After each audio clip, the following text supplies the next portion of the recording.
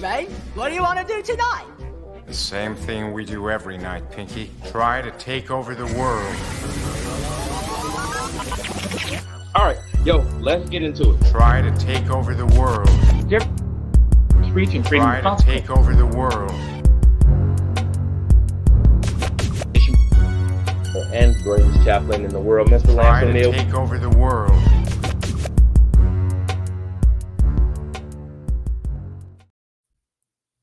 Yo. What up, world? It's your boy, KJ Bradley, and the world's greatest chaplain, Mr. Lance O'Neill. We are back on a Sunday. Do you know where your POGs are? Of course you do, man. We are right here in the building. And, man, do we have a Sunday pack for you. So it is about to go down. We're down to the last 30. Lance, are you ready? I wish the voting was this Tuesday. Oh, my God, man. I am so excited. All right, so listen up, Pog Nation. We got it. We got a jam-packed episode for you guys. So for those of you guys who haven't been following, it's going down to the wire for independent voters like myself. I am still on the fence. I know, shocker, right? So what we decided to do based off of Lance's ideas, we decided to bring in two different perspectives. So tonight we got a representative of the red team coming in, Miss Allison McPherson. She's going to come in and she's going to make her case before the nation as to why she believes her candidate is the best. And then for the blue team, we got my boy, Mr. Elton Carter. He's going to come in and he's going to make his case for the blue team. And then we just going to chop it up, man. So it's not a debate. We just going to ask some questions and we're going to allow them to rock. So I'm going to bring them in right now. We're going to let them introduce themselves and we're going to let it rock. So first I'm bringing to the stage. And real quick, if you're watching live and you want to text something for us, please do so, because we are more than happy to get your input and ask them questions if you have them as well. Oh yeah, don't forget, hit the comments. Oh, we definitely, I know the Twitch stream is going to be bananas. I am excited. I know Liberty is out there just chomping at the bit. So Liberty, I'm waiting for you. I know I see you. All right, so alphabetically, we're gonna let this rock. So coming to the stage now, Miss Allison McPherson. How you doing, man? Oh, I'm doing great. How are you guys doing? I'm excited. Good. So tell us a little bit about yourself and why you represent the red team. Well, first of all, I'm from Blanchard, Louisiana, 51-year-old mother. I am a proud veteran's wife. My husband served in the Army.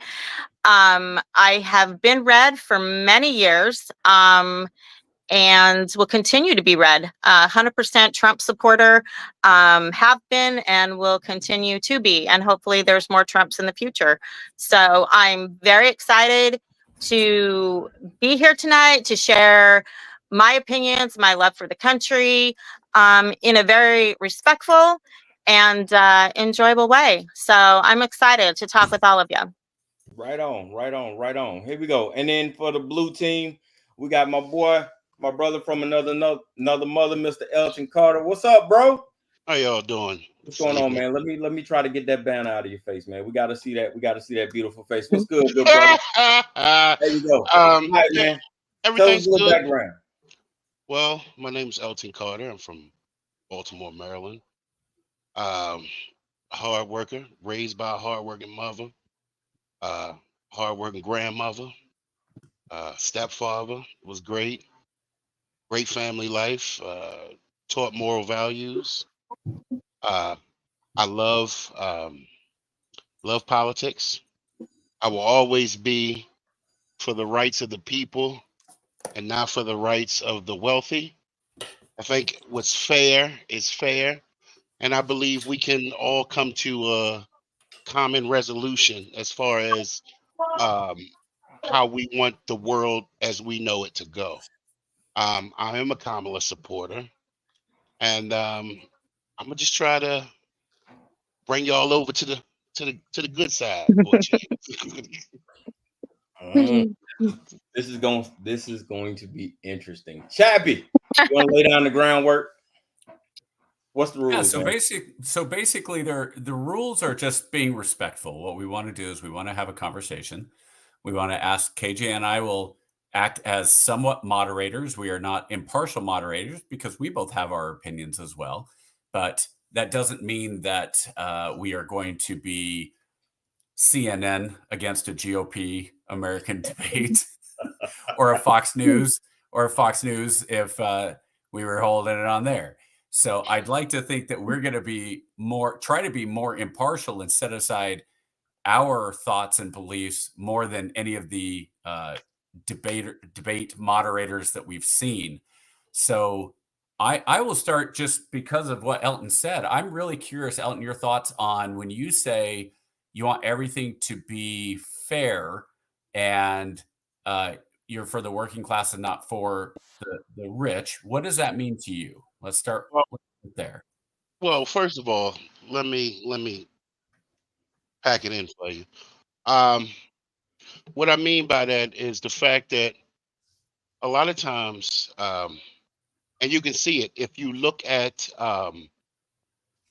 take for instance, the top billionaires. If you look at their net worths from 2016 on to 2020, their net worths have ballooned exponentially, at least 5 or 10%. Now, why is that? You ask yourself.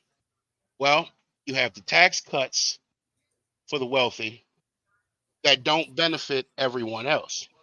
This whole top down, this whole economics thing where everything trickles from the top down, it does not work. We know it don't work. We've seen it. We have a ballooned economy. And the reason why that is because of the tax cuts for the wealthy. It's not fair that we as individuals pay more in taxes than some corporations and some of the most wealthiest people in the world. That's not fair. I'm the type person that believes teachers should make $100,000 a year. I'm the type person that believes people who are supposed to pay their taxes via net worth should have to pay their taxes accordingly. Taxes should be based off of net income, not how rich you are and how poor you are. So that's why I believe everything should be fair and balanced. There should be a way for the tops to pay their fair share and everybody else to pay an equal amount, equal to their net worth. Not just, well, you did something for us and so you don't have to pay taxes, or you brought in 100,000 new jobs so you don't have to pay taxes. It shouldn't work like that. We live in a country where everybody is entitled to pay taxes, so we should all pay our fair share.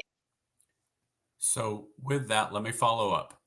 Okay. If you look at the numbers, the top 1% pay 60% of taxes in this country. The top 5% pay somewhere around 80%, and over 50% pay zero federal income tax. Now, when you're talking about corporations, I'm with you.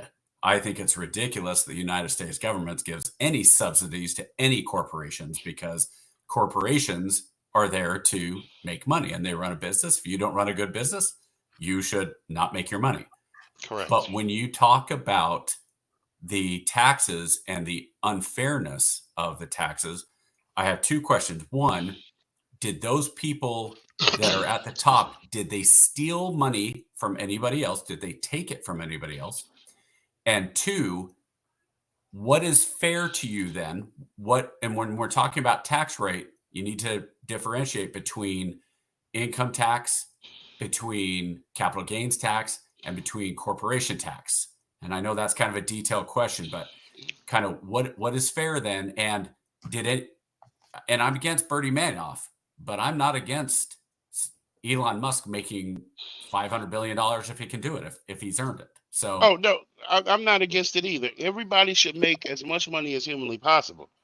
That's not my give. See, the problem is that people know how to cheat the tax codes. They know the tax codes. They know how to get the exemptions for the wealthy, but the rest of us who don't know the tax code as well, who can't, take advantage of those extra tax breaks.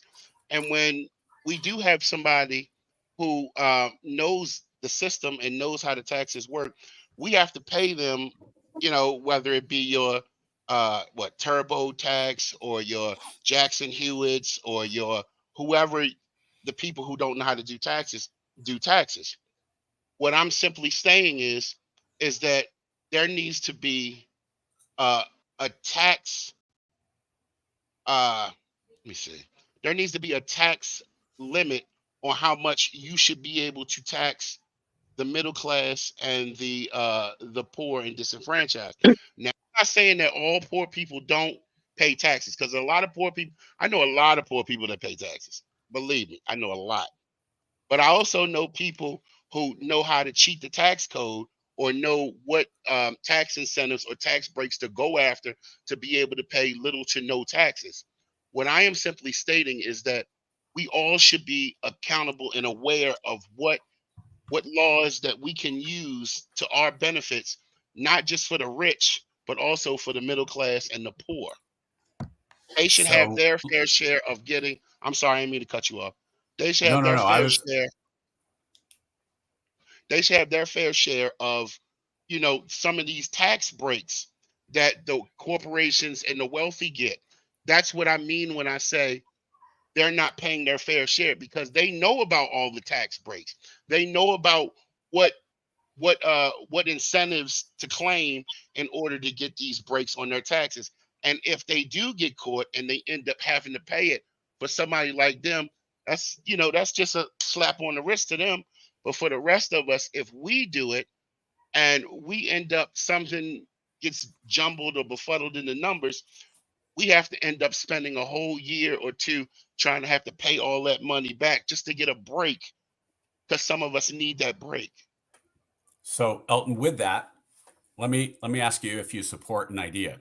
Do you support the idea of flat tax, which Democrats do not support? Would you be somebody that says, yeah, a flat tax makes sense? And we can always debate about what level that tax would be.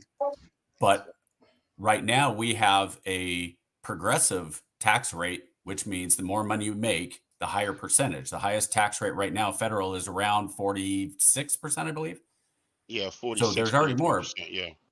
So if you go a flat tax, that also, the biggest tax on poor people isn't even federal income tax. It's gasoline tax, sales tax, and those things. So would you support something along the lines of a flat tax that would actually help the most poor and the middle class and lower, or is that something that just wouldn't interest you?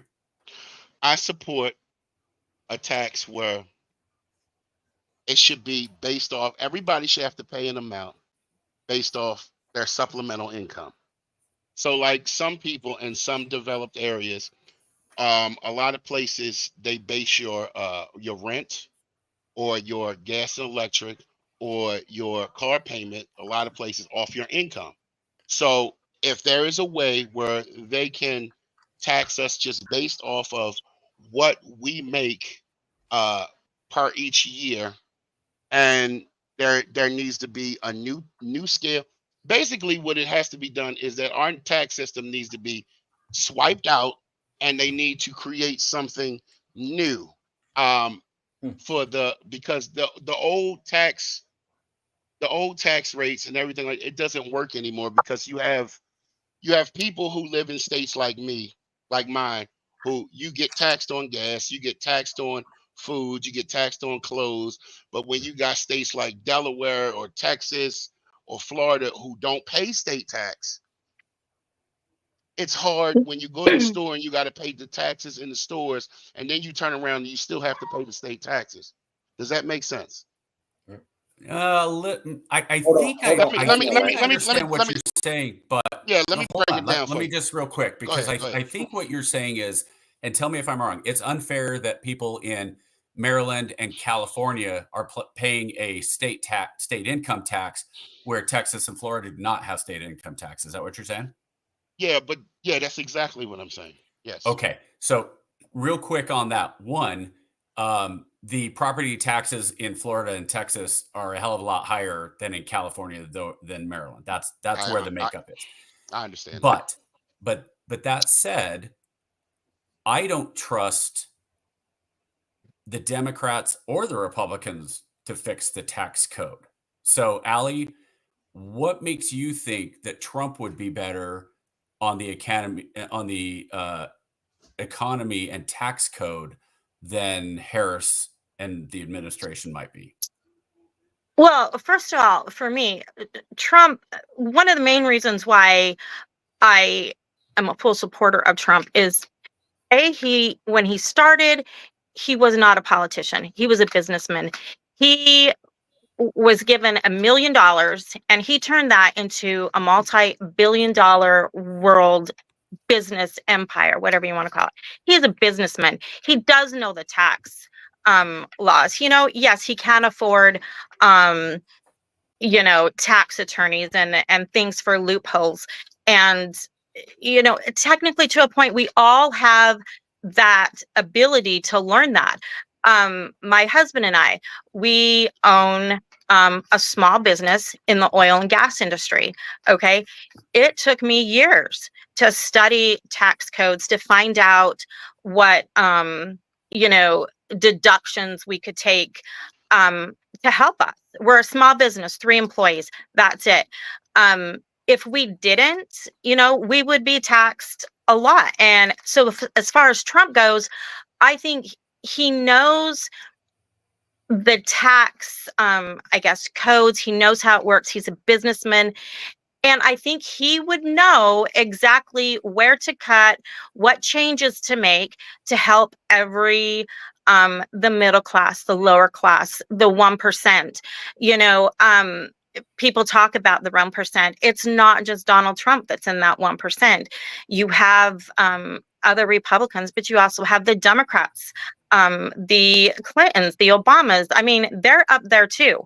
So we all need to pay taxes, absolutely. And I would be okay with a flat tax. Tax reform, I think, definitely needs to happen. But as far as Trump goes, I think just because he is a businessman and he has proved over the years that he can run those businesses, I think he would know how to do that. So KJ, your turn. Yeah. So as an independent, Can I piggyback off? I don't mean go, to cut you off, go, okay? yeah, go ahead real quick. Let me piggyback off that real quick. You honestly you trust a man who's been bankrupt what 6, 7 times, like to run a country that you okay. See, for me, like, I find this amazing for me because, like, you want to trust people with your money, and you have a guy who's literally been bankrupt a handful of times, but you trust him to run your money. You say, okay, I trust him with my money. I trust him to be able to go through the tax codes and tell me what's best for me. You honestly sit there and say that you trust him. Now, I'm not being smart and I'm not being facetious. I just really want to know, because to me, I can't trust somebody with my money when I know that they have been bankrupt a handful of times. They have basically lied in the 2016 debate saying, yeah, I cheat. I don't pay taxes. Yeah, I cheat the tax code. He came out on national television and told the whole world how he cheated the tax remember code. what he said, though. He said, look, I use the tax code and I pay people to lower my taxes as much as possible. So if you have a problem with rich people, you have a problem with the tax code, not with me. And I think we all have a problem with the tax code. And I don't trust any politician at this point to fix the tax code. But that's what I'm saying. Like, how can you say you trust him with your money when he's doing everything possible not to pay his fair share to make sure that bridges and roads and everything like that gets to pay his contributing share, so that everybody can, have bridges and roads, and teachers can have a fair share, and the police get their fair share. Like, everybody is paying a fair share of taxes. But you have a guy, Donald Trump, who continually does everything he can to cheat and take from and try to monetize in the best way possible to make it seem like he is the one who, oh, I'm the great guy, I'm the great businessman. You're not a great businessman if you have been bankrupt a handful of times. To me, that just doesn't make sense. I think it's about perspective. I think the way they look at it and they frame it is he didn't go bankrupt because of failure. He went bankrupt for leveraging, right? So he leveraged his debt and then he went bankrupt to capitalize on the debt to profit off of. Well, and there's so there's another a little bit of there's another part of that. So you can't necessarily equate brilliance with or whatever with bankruptcy. Tesla died penniless, one of the smartest guys ever. Colonel Sanders went bankrupt multiple times. Hershey went bankrupt multiple times. Yeah. And Trump, you have these, the way it works, you say he went bankrupt 6 times.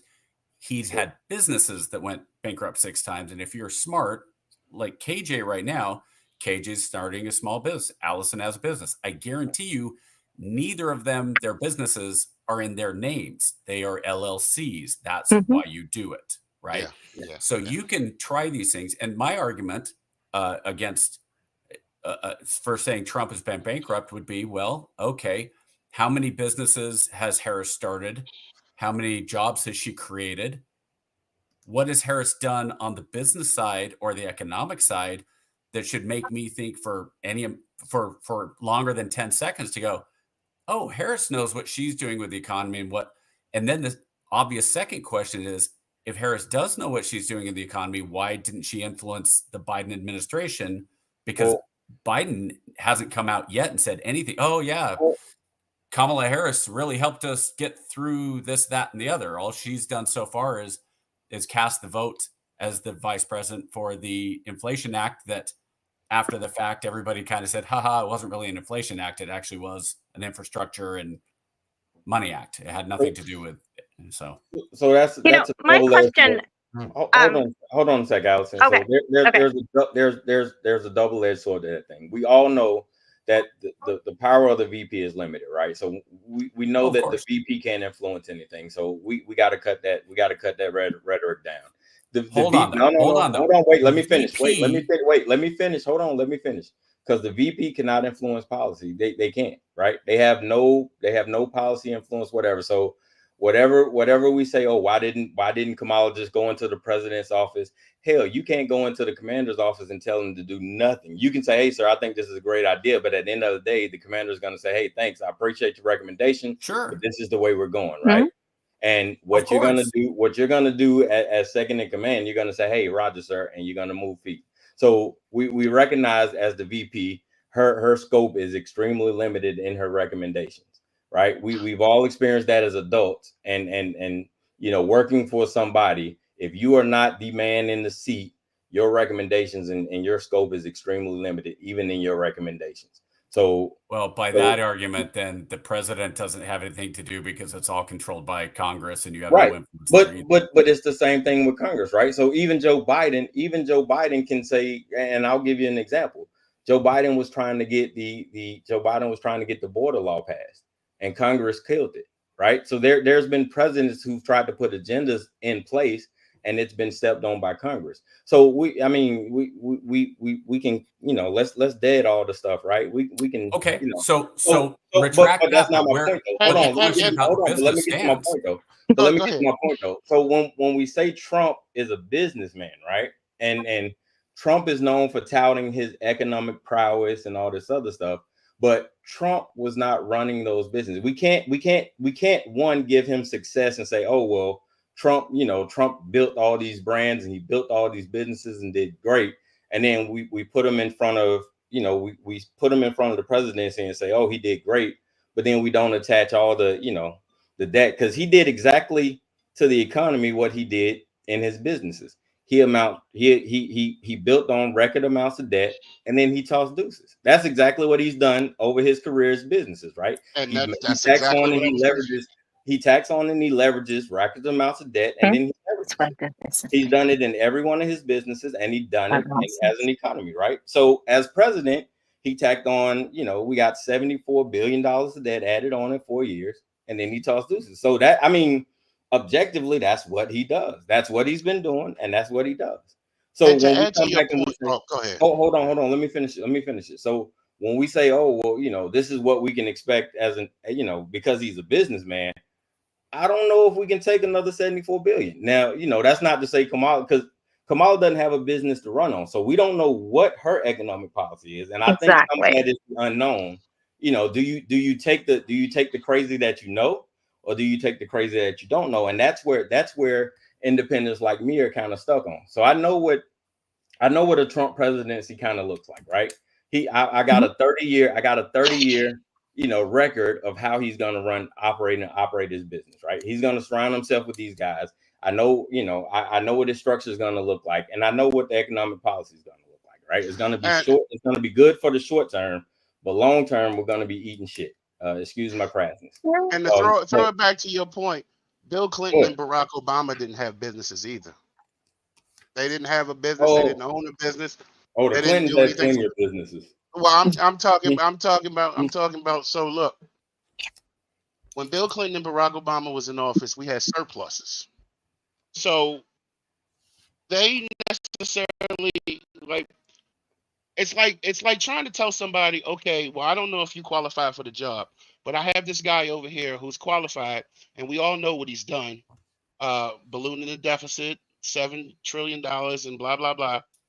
We all know that. And then you have this other person who's unknown. We don't know what they're going to do. We don't know, you know, anything about their economic policy. Only thing we know about Kamala's economic policy is what she said. Now, contrary to popular opinion, we don't know if she can do these policies. It all depends on who controls the House, who controls the Senate. We can't easily say that any of these policies will get done, or on either side, whether it's Trump's policies or Kamala's policies. Either way, it all comes down to the votes in the Senate and the votes in the House. So we can sit here back and forth and critique about economic policies or what they're going to do for LGBT rights or whatever. But at the end of the day, it all comes down to the Senate and it all comes down to the House. And that's how I feel about it. But I think you have to make these arguments. Yeah. Because if you don't, then what's the point of who the president is at all? Because we can make these arguments all day. Yeah. We can make these arguments all day long, but at the end of the day, it still comes down to the Senate and the House. That's why Mitch McConnell is big on. That's why Mitch McConnell is big on getting the judges, getting the down ballots, getting the Senates, getting the houses, and taking care of all that stuff, because he knows that in order to get stuff done, you need the Senate and you need the House. The president can make executive orders, the president can do this, the president can do that. But when it comes down to it, when it's time for the meat, you need the Senate and you need the House. Yep. So let me ask you this. Real quick, though, looking at the down ballot, that's exactly what George Soros did for the DA level, and saying this is what we want to control the prosecutorial thing. So I have a hard time, because we do have a Senate, we do have a House, but the commander in chief and the person who's in that seat is the one who is still really kind of setting the tone. And yes, you can say, hey, McConnell came out and said in 2014, we're not going to do anything to get Obama to pass. Our job is to not let him get a single thing passed.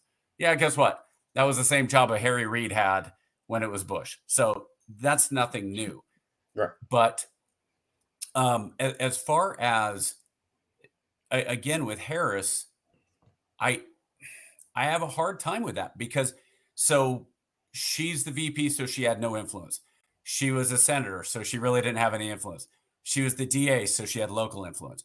At what point do you say, okay, well, let's hand somebody the keys to the car that has been in the passenger seat? Like, I've got a 15-year-old who's got his learner's permit, and I just bought a truck with a clutch. He's watched me use the clutch. Am I going to hand the keys to him? But that's the same thing as you saying, like, everybody thought in 2015, 2016, Donald Trump was a laughingstock. Oh, he's just doing this for publicity. He's just doing it. Nobody really took him seriously. No one.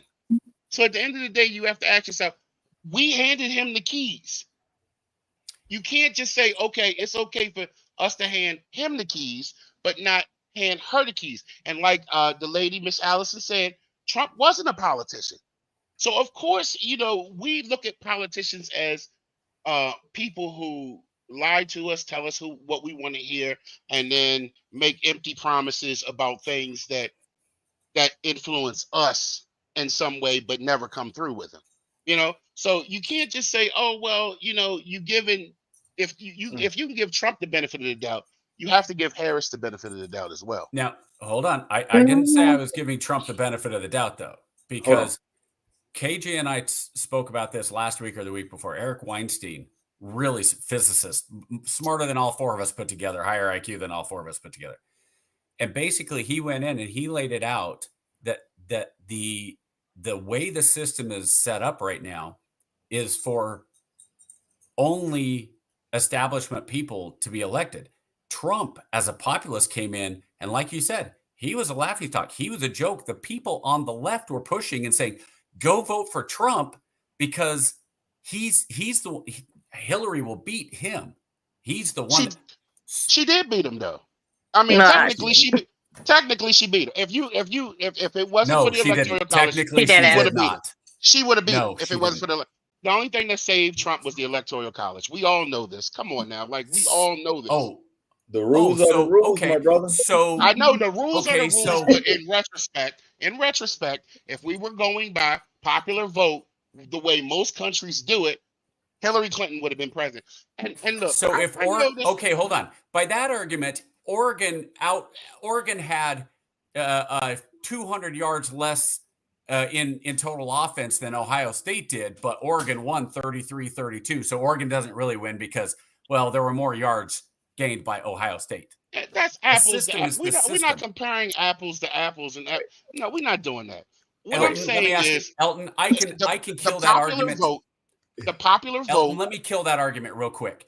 Here you go. Hillary Clinton won Los Angeles County and New York City by more than 8 million votes. And her total population over the entire country was a win by 6 million votes. So you have the two largest cities in the entire country. Those two were the entire amount of what she won by the popular vote. So if you only go by popular count, nobody matters in anywhere except the big cities. Mm-hmm. And then your entire country is going to fall apart because if people can't trust that their voices are, and this is why the framers were brilliant. They said, all right, by population, we're going to have the House of Representatives. The bigger population you have, the more power you have. New York gets awesome power. Virginia gets awesome power. Eventually it became California has awesome power. But the Senate, we're going to keep it even. And that's basically what they've done with the Electoral College when they did it. And as we expand, and it's amazing to me, the Electoral College has been fine. It's worked. Everybody has been fine with it all the way until 2016 when people started freaking out about it and going, oh, Hillary. 2000. So 2000. Let's be like Al Gore lost like 513 votes, and that's what cost him an election. That there cost him an election. So it's more like 2000, not 2006. And Kennedy won in 1960 because Mayor Daley went and found 20,000 votes for Chicago, which gave him Illinois. We can play the game of going back. We know how Mayor Daley found those votes, though. I mean, we're not gonna say those three letters, but we know where those votes came. Wait, is cemetery spelled three letters? So all right. Just the speed things on or move the tugboat a little Allie bit. We need a question for Allie. I'm about to give me a question here. So listen. What was the turning point that made you decide to support your candidate? Was it like a specific policy or an event, or was it something personal that resonated with you? There was actually quite a few things. Like I had mentioned just a few minutes ago, he wasn't a politician. Okay. I felt he wasn't a politician. He was a businessman, a smart businessman. I'm sorry. If you can take $1 million and turn it into $1 billion company, you have to be smart. I'm not saying that Trump can be arrogant and narcissistic, but he's smart. Okay. I like that because my opinion, on both sides, Democrats and Republicans, okay, there are corrupt in all of it. And I think there's more corruption in Washington than not. And I like the fact that he wasn't a politician, he was a businessman. And I thought, you know what? I'm going to give him a shot. He believed his, with the energy industry, the oil and gas industry, his conservative views on certain things matched mine. And I couldn't see any other. For me, it wasn't even a thought. It was like, he has got my vote, and going back just a minute ago, and I don't mean to go back, you said, would I trust him with my money? I would, before I would trust in a million years Kamala. I have a hard time, and I mean, by no means, I'm not going to bash, I'm not going to do, but when I look at Donald Trump and I look at her, I would trust him tenfold than her making decisions about my money. I see where so much money has gone to other people, other nations than our own. I don't want that personally. And I'm sorry that I kind of went back for that, but we need that money, our tax money, in our country. We don't need it. And I think that Trump will do that. And I think if we reelect Kamala again, I think there's going to be more and more money that's going to go out of America and into other countries. And I don't think it's right. So First of all, when did we elect Kamala in the first place? Or no, Kamala, because that's her name. Her name is Kamala okay. Harris, not Mhm. Kamala, not what Trump made up. Her name is Kamala Harris. Would nobody Right. Minor disrespect Donald detail. Trump's name? Elton, I'm just Elton. yes, sir. So the question: what was the turning point that made you decide to support Kamala? So what did it for me is that I lived through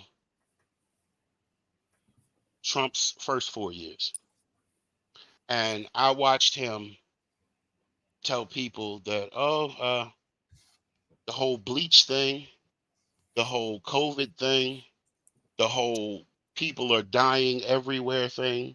I mean, I know people think that that's, apples and oranges, but for me, that means something. The whole, we're not going to give these people help because they live in democratic cities thing. The whole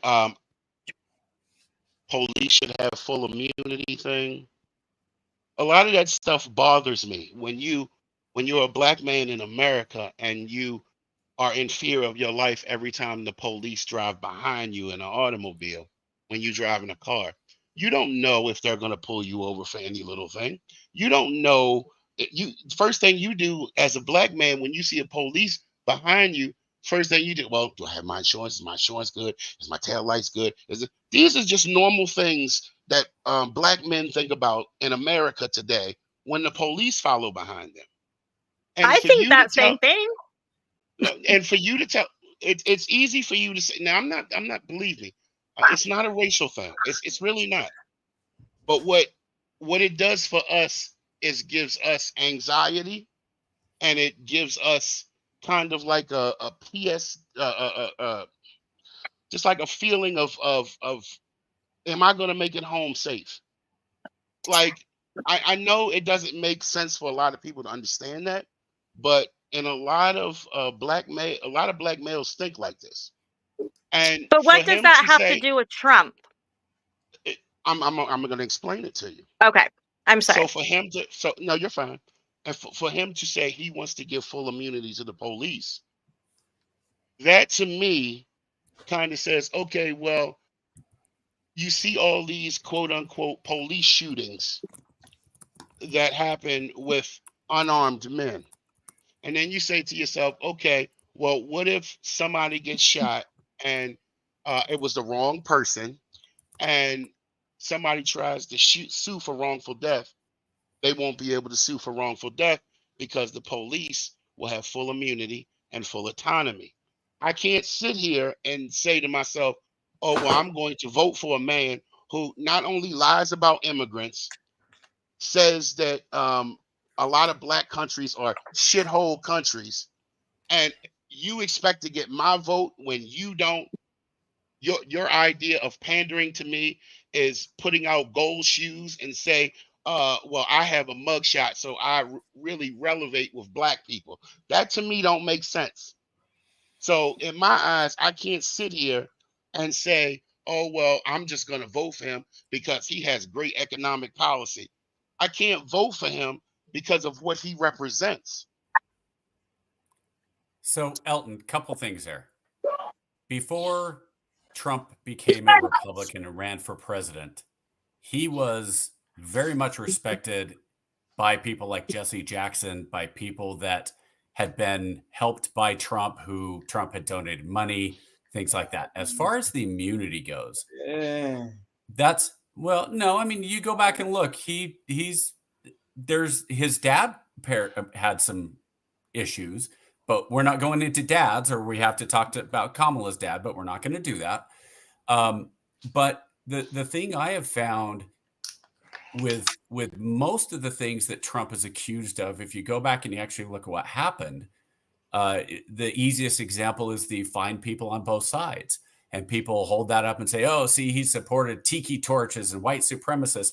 But if you go and you actually watch what he said, look, there's people on both sides. Now, first, let me condemn white supremacists and these Nazis. I mean, they absolutely condemn them. But as far as the people out here protesting about the history of these statues, yeah, there's fine people on both sides. And that was cut out and made into this big issue that even Snopes came out and said, yeah, that was a lie. But we've heard that time and time again. So I see these things. And the Central Park, okay, so Thad just brought up the Central Park 5. Yes, he supported this going after the Central Park 5. He believed at the time that the Central Park 5 was guilty. Are you telling me Kamala Harris, as a prosecutor in the Bay Area, never prosecuted somebody that and got a conviction that turned out they were innocent? It happens, and I don't think it's great. I think it's horrible when people who are innocent go to jail. But I can't support someone. I cannot support someone who is supported by 30% of the white nationalist party. I just can't do it. I can't, as an African American man who lives in America, I can't do it. After what they say about us and how they feel about it, I can't do it. I'm sorry, but it's just who I look. Trump has a lot of things. But that's guilt. But that's guilt by association. No, that's it's guilt. not. That's totally guilt. No, it's not. No, it's not. I cannot. That's not. How can someone support someone who doesn't condemn these things? Donald Trump does not condemn racism. He don't condemn white nationalists. He don't condemn none of that. How can I find myself Elton, I promise you, if you go look it up, he has condemned white supremacists time and time and time again. You're being gaslit by the media that doesn't show you. Not. I am not. And I look, I have facts that I'm not. I'm telling you. Time out. To be fair, Trump does. He'll put out some stuff in the national media to say, hey, no, I'm not against that. But then he'll go into his rally and he will dog whistle. I mean, you can just look at his tweets. That's just his MO. But he will do it. Kamala does it. Everybody does it. But we're not gonna talk about that. We're gonna move forward and get off of that. So let's talk about the future. All right. So Allison, yes. What about your candidate's vision for the future of America that gives you hope? And how does that align with what you believe the country needs right now? First thing, the border. However you want to close the border, the wall, gates, I don't care. It needs to be shut. There are too many Americans being killed with fentanyl. People coming across the border, we don't know where they're at. They're convicted rapists. They're convicted murderers. They're all of these things. And, my husband is an immigrant. He was born and raised in Ireland.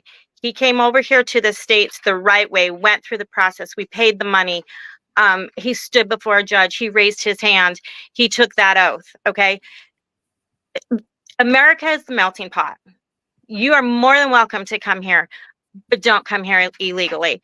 I can't wrap my head around how people are okay with these borders being open and these border patrols just having to let these people walk through. I don't care what just people say. There's not as many as you think. There is. Living down here in the South, my husband working in the oil field, we see what's going on in El Paso. Hotels are being taken over. Illegal immigrants are putting in hotels. It's like they're getting all of this stuff. The border has to be closed. It has to be to protect. Americans need to be first, period. Inflation's one of them. I agree with his stance on inflation. I absolutely agree with as far as the future goes, in the energy industry. When Trump was in, we were exporting, selling to other countries, crude oil, gas, whatever. Now we've depleted our reservations. The pipeline has been closed. We've lost jobs. The oil industry right now is at a standstill because we know that if Miss Harris is elected, we're going to suffer. We're going to suffer, and we're going to suffer bad. I don't think, this is my personal opinion, people do not understand what the energy industry does for this country. I believe in Trump's ideas for the future to open back the pipeline, open up fracking, open up more of the oil and gas industries, which in returns gives good paying jobs. It will help the economy. It will help the cities. It will help the overall. That's a big one. That's a big one for me too. The tax cuts. Another thing that is really near and dear to my heart is defending the Constitution. Okay, defending our freedom of speech, freedom of religion. Just because I may have a different view of, thank you, a different view on religion than you do doesn't make me right or you right or wrong, but I shouldn't have to shut up so I'm not offending somebody. So the fact that I think he supports the Constitution, he believes in bringing, and when I say this, I don't necessarily mean it into schools and into public things, but he brings God into it. I believe and I love his plan for the education system. I think things need to change big time with the education system on what's going on with what these kids are being taught. I have an 11-year-old girl, and when I have to have a conversation with her about what a man is, what is a transgender, and I'm like, where did you hear that? And she's telling me she's hearing about it at school. That's unacceptable to me. Things need to change. I don't believe that religion should be brought into school, but I definitely believe that the Pledge of Allegiance and the national anthem should be played, and we should respect the flag. I believe personally that Trump will do that. I firmly believe that Ms. Harris will not do that. To a point, I don't think she will. I think the kids are going to suffer. I think the Constitution is going to be hanging by a thread. I think even though she says she's not going to shut down fracking, she's going to. I think she's going to start playing with our Second Amendments and our right to bear arms. So I know that's a lot, and I mean, I could go on and on and on why I just think that my values and the way I want things to go is the same what Trump sees or his vision. Now, with that being said, do I agree with everything that Trump's ideas have? No, there's some things that I don't agree with him, but for the most part, I do agree with him, and I think absolutely he is a lot more I don't want to say the word qualified to be president again. I know what he did the last 4 years, and I agree with that. I was better off. My business was better off. I was better off in a hole when he was, until when Biden and Harris took over. So I have that picture. I have that idea, and I don't worry and I don't question him at all. And that's, I guess, that kind of sums it up. So Allison, I pushed back on Elton a little bit. I want to push back on you Okay. on one. Yeah, absolutely. One thing that really concerns me, and I understand the Constitution side, and that's the one I want to go with. Okay. Trump has basically come out and said that the people that are criticizing him on Twitter and in the mainstream media should be prosecuted. That's scary. And don't get me wrong, I think Harris and the Democrats have that to a degree as well. But that scares, that worries me probably more than anything Trump has said. So what are your thoughts about what he has said about potentially going after people who don't agree with him on social media or in general media? Well, and I do agree with you on that. I mean, that does that is concerning to say that, but I think it comes down, and maybe it's an underlying response of freedom of speech. He should be able to say any opinion. I should be able to. Everybody should be able to say that. And yes, that is concerning. But I think in his case, there's been a lot of defamation of character, and I think there's got to be a point where sometimes he's just like, excuse my language, screw this. I'm tired of people attacking me, lying about me, about my family, about my kids.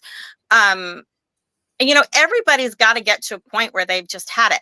Now, like you said, that is concerning. And I don't think that people should be prosecuted. I mean, if it is intentionally defamation of character and it can be proven, that's a different story on all sides. But I think it comes down to a freedom of speech thing. I think the more and more time goes on, I don't think we have freedom of speech. There's sometimes I can't say something, and the first thing somebody can say to me is, well, are you racist, or you don't like the LGBTQ? No, that's not what I said at all. But I'm automatically judged too. So I think it comes down to people need to respect and understand freedom of speech. Again, I agree with you. No, they shouldn't be prosecuted. But I think, after so much attacks and lies being told about him, and, eventually, it seems like it always comes back out that something didn't happen. I mean, just like the whole thing with, my gosh, my mind just went blank. The Court of Appeals that just happened the last days, where they were like, you know what, this was malicious. So I think there's so many people have attacked him that maybe, and it's not right. He just came out and said, you know what, they should be prosecuted. I'm tired of it. Maybe that's a little different way of thinking, but you know what? Defamation of character. I don't know. I got you. Elton. Yes, what sir. do you think is the biggest misconception about Ms. Harris, and how would you address it if you had a forum to talk to undecided voters? I think the biggest misconception about Kamala Harris is they think that if she becomes president, that the world is just going to go dark and the United States is just going to be swallowed up by immigrants, and we're not going to have anything, and we're not going to be able to get anything done. I mean, I think that's the biggest misconception about Kamala Harris that I've heard lately. I mean, there are other things that are big about Kamala Harris, but that's the main thing for me. Or yeah, like Miss Allison just said, taking your guns away. Like, come on, like that line is old and tiresome. Like, Democrats could She have took said guns that away though. years She ago. said she would I agree. support a mandatory buyback. She owns a But gun. people, She but even that's what said, I would kill somebody if they came into my house. a mandatory buyback is different from taking your guns. Nobody said anything about No, taking that's your no, guns no. out of No. That is the definition of taking guns. Mandatory. a mandatory buyback program means that if you want your guns taken, if you want to give your guns up for money, you can. It doesn't That's necessarily mean that voluntary. they're going to be taking. It doesn't necessarily mean that they'll be taking your guns and coming into your house and literally taking guns out of your house. My thing is this. Elton, she actually did say that. She said, look, just because you're in your house, don't think that you just have all the rights and you can just keep all the guns you want in your house. We're going to have a mandatory buyback. She said this is on one of the campaign ads that Trump was very smart to put out in a campaign ad. So I don't think that one's misinformation. Now, do I think, and let me caveat that because we have been talking about House and Senate. Okay. Do I think they're going to be able to pass a law that allows that? No, I just don't. And even if they did pass a law, I think the Supreme Court would come out and quash it pretty quickly. Yeah, the Supreme Court. Oh, I think we might have lost Alice. Yeah, we lost Alice. Did we lose Miss Allison? Yes, I think we did. But keep going. So I just wanted to jump in on the mandatory buyback one. That one, yeah, she did say, but I understand that. I understand that. But like I said, people. So when people say, okay, well, how can Kamala flip flop on certain issues? Sometimes when you. Sorry, guys. No, you good. Okay. Sometimes when you can hear you. Sorry. Okay. Sorry, I'll keep going. Okay, go ahead. Sometimes when you have an issue that when you have more experience and it's like me. Let me take me for example. So I was a firm believer that I'm trying to think of a good example for you. Well, basically, okay. So basically, what it is I don't have a problem with people changing their minds. Mitt Romney got killed in 2012 because he'd been more along the lines of pro-choice. And then he said, look, in my time as governor, I had to pass bills about stem cells and I had to really look at the issue. And so I changed my mind. And Republicans, in my opinion, stupidly attacked him for that. I don't have a problem with changing minds. I think what it has to do with is people who is okay. So like, for instance, Trump comes out and says, oh, he's for abortion. He's for this, he's for that. And then his party is saying, oh, no, we're not for abortion. And then his wife comes out and writes a book and says, oh, women's choice, women's right. Like it's so much, excuse my language, but it's so much of a kerfuffle going on that we don't know. We really don't know what's true. Yeah, you like that. We don't know. We don't know what's really true and what's not anymore. And like a lot of times you hear people talking about things like, oh yeah, Kamala Harris becomes president, the world is just going to get dark and everything's going to be this and everything's going to be that. Well, we don't know that yet.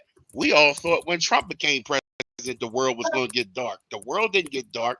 Well, we did have COVID, but the world didn't get dark. I don't believe that if Kamala runs the White House, the world will change that much.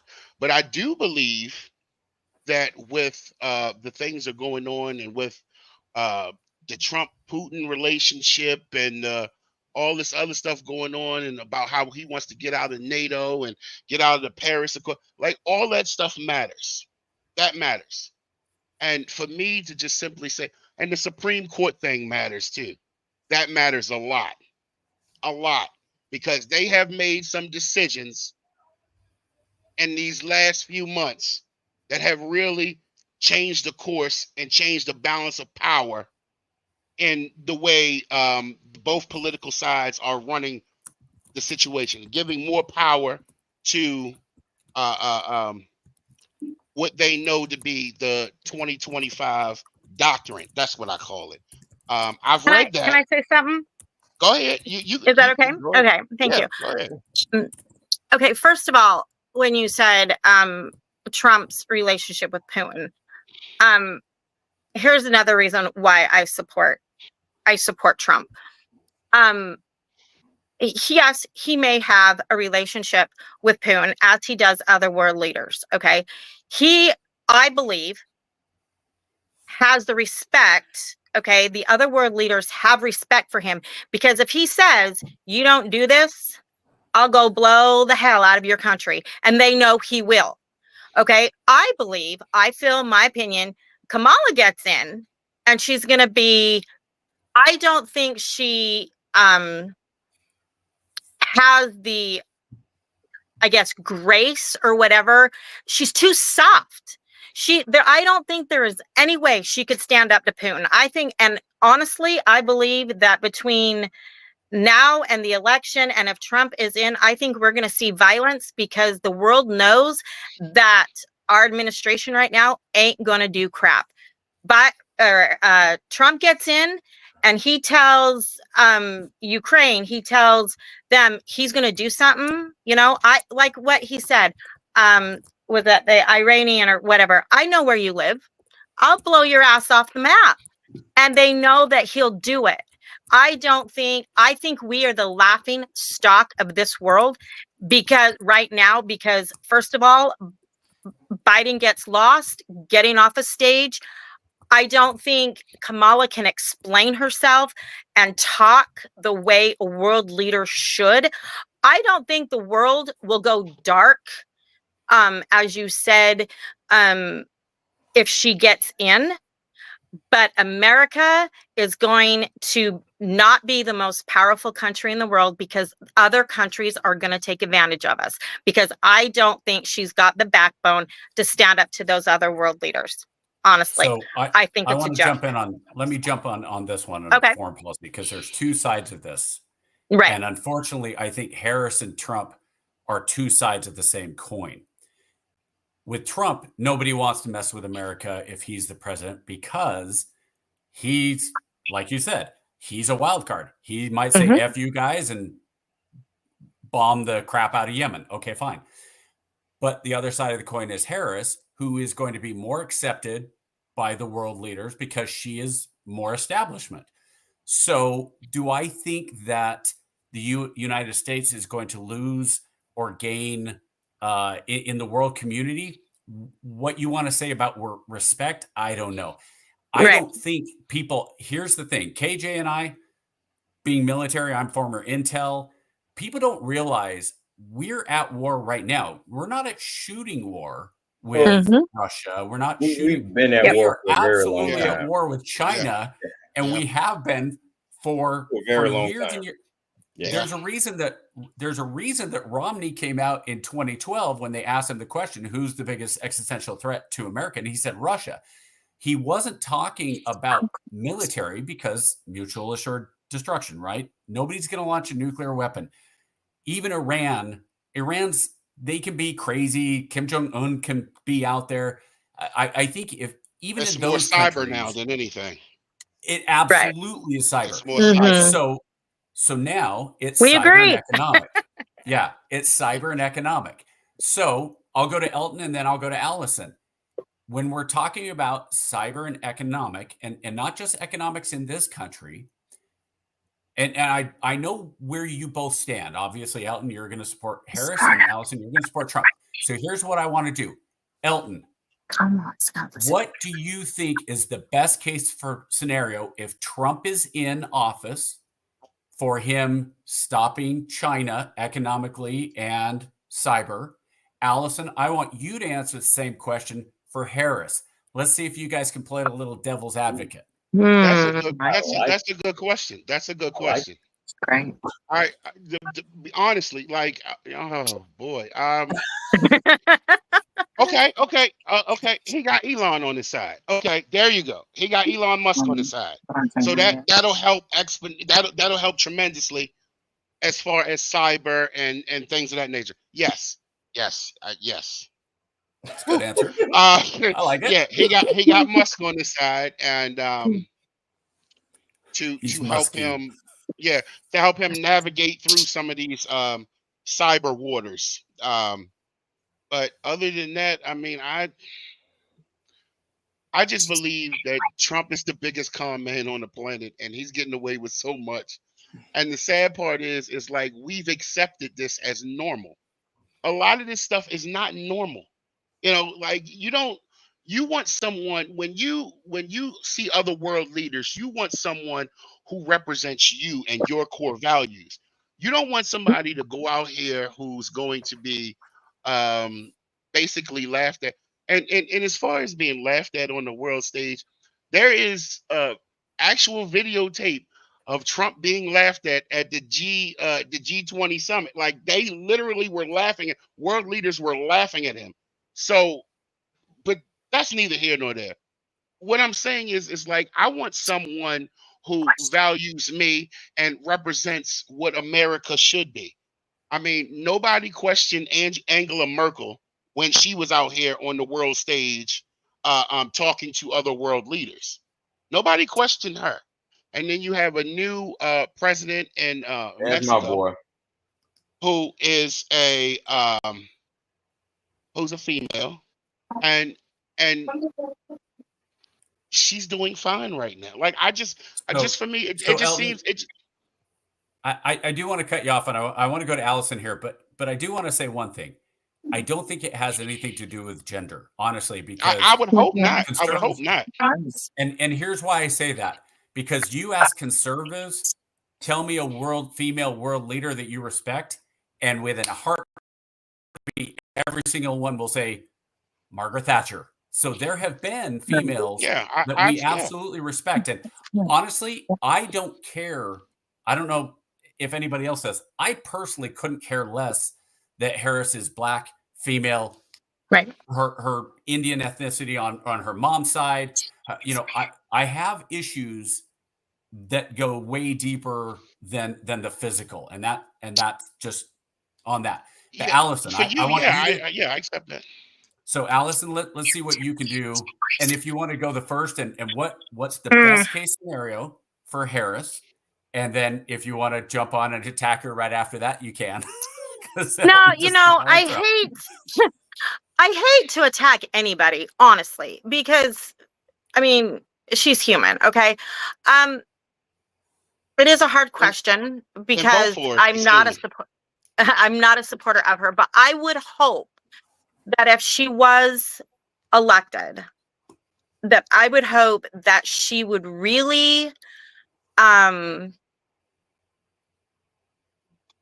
get a team behind her and really look for the best people, no matter if they're Democrat, Republican, independent. I don't care, that she would honestly look for the best team to help America, to help fight that. And not, I would just hope that she would just not make a whole team of Democrats and really look for those smart people. I mean, even Elon, like he's amazing. Okay. So approach him. I mean, I hope that she would put all differences aside and look, okay, what would be best for America, the safest thing to do for America to help protect us with, all the internet issues and security issues and even TikTok. And, we could go into that. I would hope that she would do that. And if she is elected, I would pray for her, honestly, every day, that she would make the best choices for this country. I don't believe that if she was elected, I have a really hard time with thinking that she would cross the aisle and bring other people in to help. But to answer your question, I would hope that she would.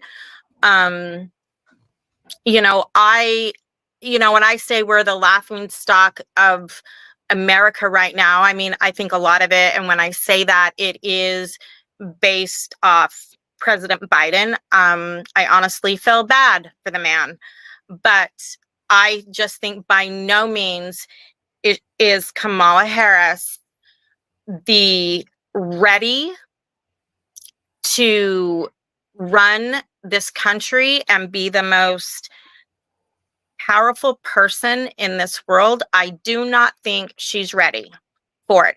Has nothing to do that she is a female.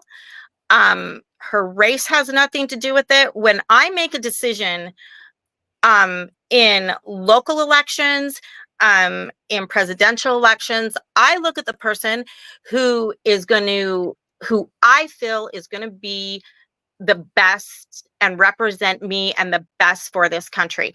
Honestly, if I honestly thought that she would be the best for this country right now, and that she had done such a great job with Biden, and that I think I would consider voting for her. It has nothing to do with, is she Indian? Is she Black? What religion is she? Male, female? I don't care. But I just don't think a lot of the world leaders and stuff would stand behind her, and I just don't think they would take her seriously. Again, answering your question, I would just hope that she would come across the aisle and put the best security team together to help fight it. I think the funny thing we probably all agree with is, if we could pick somebody to be our dream president right now, none of us would pick Harris or Trump. And that's probably the frustration that most of us have. Absolutely. How did we get to a point that is so wild that all four of us would easily agree that this is not our best and brightest. These are not, the best and brightest that we can do, but unfortunately we don't have a choice. Not at all, but at the end of the day, it's what we don't have a choice. It's what we got. Like, it's what we got. Right. It's what we got.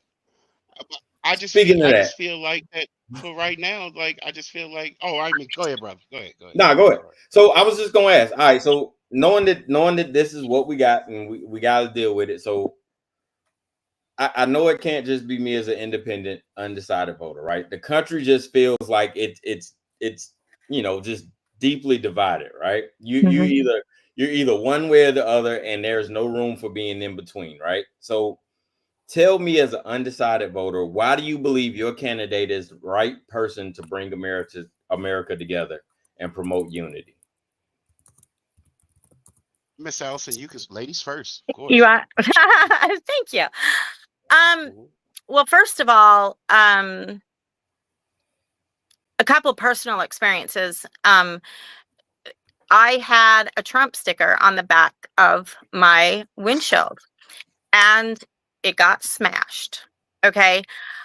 My experience with the other party has always been negative. I have lost relationships and friendships, not by my choice, because I'm a Republican and I'm voting for Trump. They're voting the other way and want nothing to do with me. That's a division right there. I didn't want it. They chose to do that. I hear more and more stories of, if I don't agree with them, they want nothing to do with me. If I have a bumper sticker on my car, they're going to smash my window.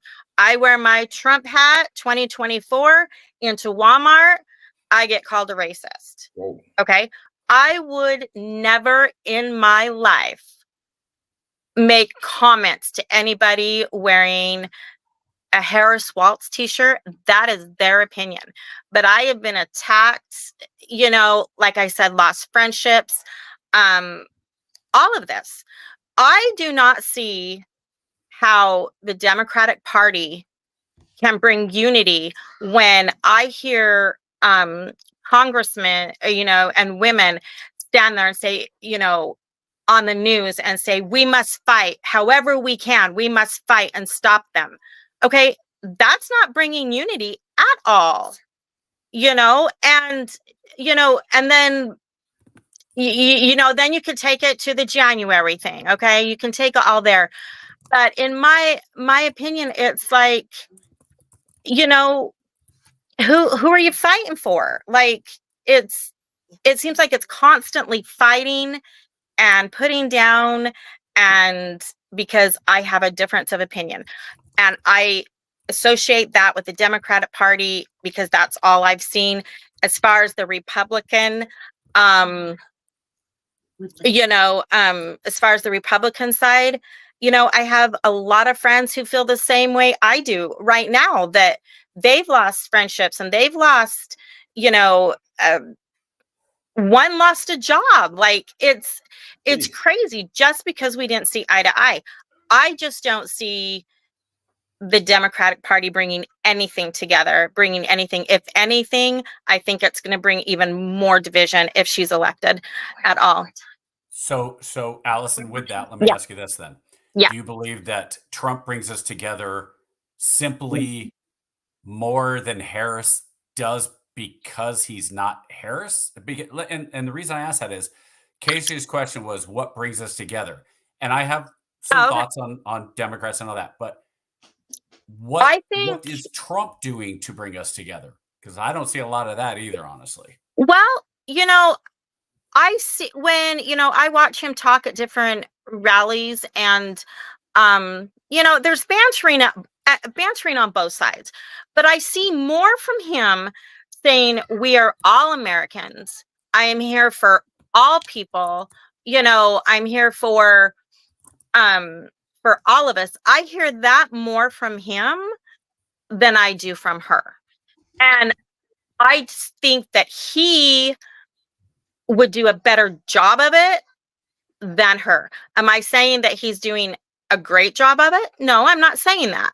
But I think he's doing it better than she is. I just see that there's and I think how to do that, if I was talking with Harris and Trump, if I was to give them like my opinion on that, stop the bickering. Realize that, oh my hell, we can all have difference of opinion. If we all had the same opinion and the same thoughts and the same everything, how freaking boring would that be? It's okay that me and Elton don't agree and see eye to eye on that. He seems like a great guy. There's nothing wrong with that. I absolutely respect him. I absolutely respect anybody who has a different opinion.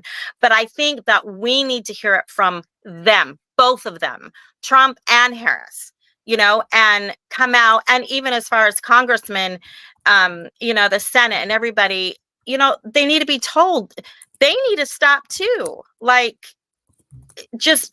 everybody needs to start talking about unity. And I think I sent this in a little conversation with you. I would love to have 9/12 back, the day after 9/11, because if you look at that day, it wasn't parties, it wasn't Democrat, it wasn't Republican. We came together as a country, as Americans, and I would do anything. I don't ever want 9/11 to happen again, and I'm not saying that. But I think in my lifetime, that was the first time that I felt like, you know what, we were one country, we were all together. It didn't matter. We all cried together. We all suffered together. But I think it's going to start with these people in charge that's going to have to step up and say, you know what, knock this crap off. We have to accept each other as individuals and different parties and start having some respect. Because if we don't, we're going to go to hell in a handbasket real quick. Either way, I think that if Harris is elected, I think there's going to be issues. I think the right's fed up enough that I hope nothing happens. If Trump's elected, I think there's going to be chaos either way, and it's scary. I don't want that. But unfortunately, I think that's the way the country is right now, and it's terribly sad because we're the greatest country in the world, and I think we've gotten really messed up, and we need to get back to what America really stands for and respect that flag. Everybody, instead just start having respect for each other, or it's going to go real bad. Elton, what do you think? You need me to ask it again, or? No, I'm good. I was just taken in by what Miss Allison said. It's funny because like I already know who. I mean, we all remember who Dick Cheney was. I mean, I'm quite sure we do. I mean, like Kamala has the support of Dick Cheney. Like this goes beyond like what we know.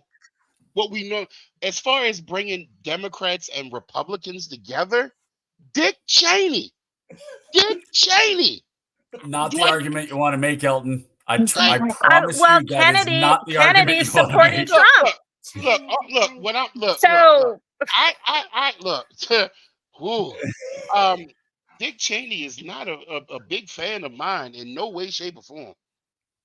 But just the fact that there are a lot of Republicans out here who support Kamala Harris against Donald Trump already. Like you want to talk about people who bring people together.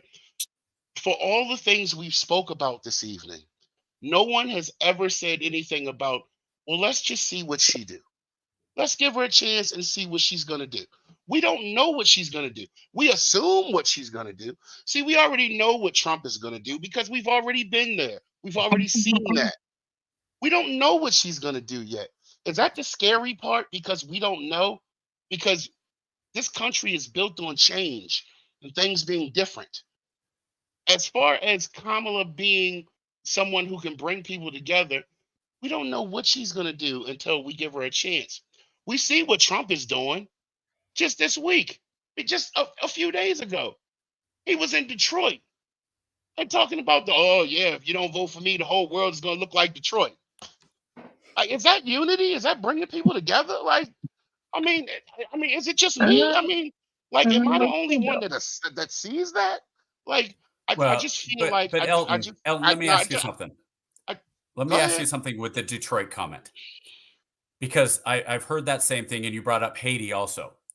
Are we talking? Do you believe that Trump was saying, and you have your opinion, it's fine. Do you believe Trump was saying that Haiti is a quote unquote shithole, and that the entire country will be like Detroit if Harris is elected? Do you look at that as a racial thing or as a socioeconomic thing? I look at that as just I look at it as a thing like we all know or assume we know what Detroit is or what it's supposed to be or what it used to be and what it is now. Drug infested, this, that, and the third. That's the future. That's the future that he claims that the whole rest of the world is gonna be like. Oh, we all gonna be out here, under Kamala, we all gonna be on drugs and we're gonna be doing this, we're gonna be stealing, we're gonna be rioting, we're gonna be doing this and doing it. I do agree with Miss Allison when she says no matter who wins, it's going to be a riot. Because if Trump loses again, it will be a riot again. This is not the first time this has happened. I just feel like, me personally, when you ask the question, who would be better at bringing people together? I truly, truly believe that Kamala Harris will be better at bringing people together because she already said it in a speech she gave a few weeks ago about how, and this was before she started doing the press junkets, about how she wanted to bring Republicans in her cabinet. Even before even before she went on Howard Stern or all these other people that she went on, before all that, she did say how she wanted to work with both sides. Trump, on the other hand, wants to fire everyone, bring in his loyalists, bring in his people, and there's no unity in that. Where's the unity in any of that? There is none. Every presidential candidate has said, I'm going to have the opposite party in my cabinet, and none of them ever do. They all say it. I get what they all say, and I Elton, understand. can I ask you something? Can I ask Elton something? Sure. Okay, No. so, and I'm sure this is a question that you've heard out there, but I would really like to hear your answer for this. I've heard you say multiple times tonight that we need to give her a chance. We don't know what she's going to do. We don't know how she's going to react. We don't know how this is. Okay. She has been the vice president for the last 4 years. She has said multiple times, okay, on day one, I am going to fix this, and this, threw Biden under the bus, maybe. But then she comes out not too long ago and she says, when asked the question, how do you feel Biden and yours administration has gone? And she's like, there is nothing that I would change. How can I trust her that she's going to say she's going to fix things that are wrong that she's been a part of for the past 4 years. If she doesn't feel or she feels that her and Biden together has done an amazing job, what is she planning on fixing? Don't say Trump. Like, I don't want to hear any blame for Trump because he's blamed for everybody. But what do you think? She's been the vice president of the United States. Nothing has happened. So what is she going to fix on day one that's broken if she's been the VP? She's been with Biden for the past 4 years. Well, first of all, that's a great question. I can answer it. Okay. It's a level of respect. It's like you are, like, say you run a company, right? You don't run a company. You're the person who's about to take over a company, and the person who's your successor, you're going to succeed someone, and you don't want to talk bad about the person you're about to succeed. It's a respect thing. You don't want to disrespect Joe Biden when he's on his way out the door. We already know what Joe Biden has done. We've known what he hasn't done. And when asked the question, what would you change differently? Like I said, that's a gotcha question. You can't answer that while the man is still sitting in the White House. It's a respect thing. Now, after he gets out of the White House, and if she does win, I'm quite sure she will change things. But in the meantime, you don't throw somebody under the bus while they're still running the country. Or if you think he's still running the country, or if you don't think he's still running the country, at the end of the day, he's still the president of the United States, and there's still a level of respect for that office that you cannot go against at that time, no matter if you are. Because remember, Joe Biden picked her as his running mate. So that would be saying, okay, this is my boy. I picked him. He's my guy. And knowing in the back of my head that, okay, he's made stupid decisions. I know what I would do differently. But as my guy or my buddy, I'm here to support him in any way, shape, or form. Now, behind closed doors, wait a minute. Now, behind closed doors, I will tell him, hey, look, dude, you could have did this, and you could have did it differently. But in front of people and in front of the world, I'm not going to say, hey, look, I'm going to cut this man at his knees because, I know I'm going to do this differently from him. That's not don't you correct. think, as a candidate for the most powerful position in the United States and running for president, that she has the right and she has the responsibility to say, okay, Biden and I did this. It didn't work. This is what I'm going to change. She can do that in a respectful way, but I want to know what she's going to change. Nobody said she don't have the right. Allison, I'm going to jump in on that one. Okay. Because Trump went on Cheryl Atkinson, who is one of my favorite journalists. I think she's right down the middle. She did an interview with him. And she said, so President Trump, is there anything during your 4 years that you think you could have done better or improved on? And he said, no, we did everything great. And she specifically said, like, what about COVID? Oh, yeah, we got the COVID vaccine out there as fast record time, ignoring all the problems that we've seen with the COVID vaccine. So I'm actually, unfortunately, I'm kind of with Elton on this one in terms of, should she have been honest and said there's things that they should have improved on? I don't think she really can. And I'll tell you, one of the problems that I have with Trump is his tick, which is, I'm the greatest. Everything is the best unless it's absolutely the worst. And there's very little middle ground. As much as I say with Harris, there isn't much anything, which, okay, fine. She's very malleable. She's mushy. What's her policy? We don't really know. And where Elton is saying, well, why don't we give her the chance and let's figure out so she can solidify her ideas and all that. Because it's not like in 2 years that we can't vote out. Like, that's why they have midterms. It's not like we can't move stuff on, like, Sure. But what I'm saying is with Trump, that's my problem is Trump, it's all or nothing. With Harris, for now, it's nothing.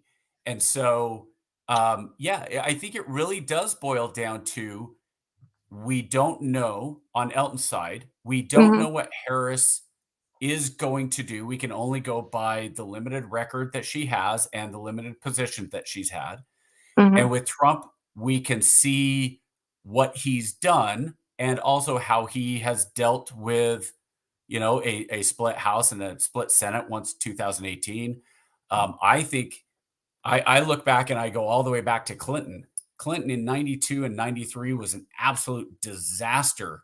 And then Newt Gingrich came in with the Contract for America in 94. And suddenly what happened, and this Elton talked about a surplus earlier. Well, what happened was the Republicans in the House and Senate pushed all of the things they wanted. And then Clinton pushed what he wanted, and they undercut all the bad ideas. So everything that the Republicans had wanted, but Clinton was like, no, we're not doing veto. And everything that Clinton said, yeah, I think this is a good idea. And they went, no, we don't want that. But the things we can work together. And I think the biggest problem we have right now in American politics is we don't have really anybody in the middle that is willing to come up with the plans that are going to help the middle people. When Harris is asked, well, what are you going to do for the economy? And she says, oh, well, I was raised in a middle class. I don't care. Like, what's your policy? And when you ask Trump the same thing, he says, I'm just going to make the economy the greatest ever. That's my problem with both of them. Yes, I know what Trump has done. I know what Harris's record is. I don't like either of them. For me, it's going to be a voting for the lesser of two evils, in my opinion. KJ, you guys. That's the worst. Right. That is the worst cycle we've ever been in. A couple of things, and then we're going to invite Mac in. Hey, Mac, I see you. I see you in the waiting room. We coming to you, brother. Hold tight. All right. So a couple of things. Yes. Who's Mac? I have no idea, but he's in the waiting room, and we're going to bring Mac in to say hey. Okay, that's my husband's name. Cool. So we're going to bring him in a second. All right. So listen. If that's my husband. Cool. We're going to bring him in. All right. So yes, I do think. Good gracious. I do think Trump definitely uses his dog whistle when he uses cities like Detroit and Haiti when he says shitholes, right? Because last time I checked, black people don't make fentanyl. No. Fentanyl's not coming Chinese from the people hood. do. Yeah, fentanyl's not coming from and I just did the statistics. The top 3 cities is Baltimore, Cleveland, Philadelphia, and Columbus, Ohio. Top for what? Yeah, for fentanyl. Fentanyl. Overdose. White people have been damaged by fentanyl way more than black people. And that goes back to the problem with. I know, but what that ties into is, but if you let me finish, I'm gonna explain it to you. Sorry. What that ties into is if the border is the issue and the issue is fentanyl coming across the border, Detroit and Haiti ain't got shit to do with neither one of those. Detroit and Baltimore ain't nowhere near the border. When we say shithole countries and criminals from Venezuela and fentanyl, those two things don't go together. What were the 4 biggest fentanyl cities? Baltimore, Maryland, Cleveland, Ohio, Pennsylvania, Philadelphia, Pennsylvania, Columbus, Ohio, and Louisville, Kentucky are the top 5. It's kind of funny. I don't know about Louisville. Let me say something about that. If Trump had used any of those cities, you would still be saying it's a dog whistle because all of those cities are have a significant African American. Now, should he be saying El Paso? So here's the thing, though. Hold on. So hold tight. And this is where I'm gonna push back on you, right? Because when you think of Cleveland, Ohio, what do you think of? There's a lot of things I can associate with Cleveland, Ohio, right? When you think of Cleveland, Ohio, you think of what? You got the Rock and Roll Hall of Fame, you got the Football Hall of Fame, right? None of those things you associating with African American culture, right? But when the first thing that come to my mouth when I think of Detroit, Michigan, I'm thinking of what? I'm thinking of Ford, and then I'm thinking of Motown, right?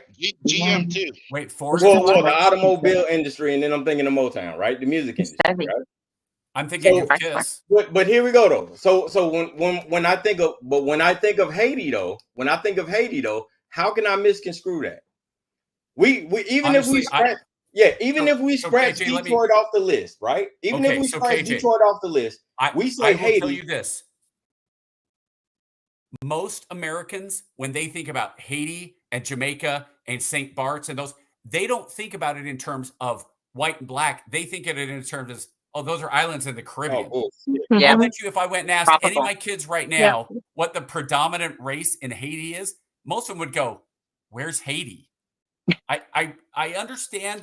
I understand where you're coming from, but and it's gonna Lance be a different O'Neal, opinion, Lance which is O'Neal, fair. Donald Trump is not talking to no damn teenagers on TikTok when he's talking about Haiti. Most Americans don't know where Haiti on a map is. What I'm saying, though, let's keep it a buck, though. Donald Trump is not addressing no damn teenagers on TikTok when he's talking about Haiti. He's talking to us. He's talking to 30 and 40-year-old adults. So when he's talking to 30 and 40-year-old adults, we know exactly what he means when he's talking about Haiti. He just had a beach. Would you live in Haiti? KJ, Would you live?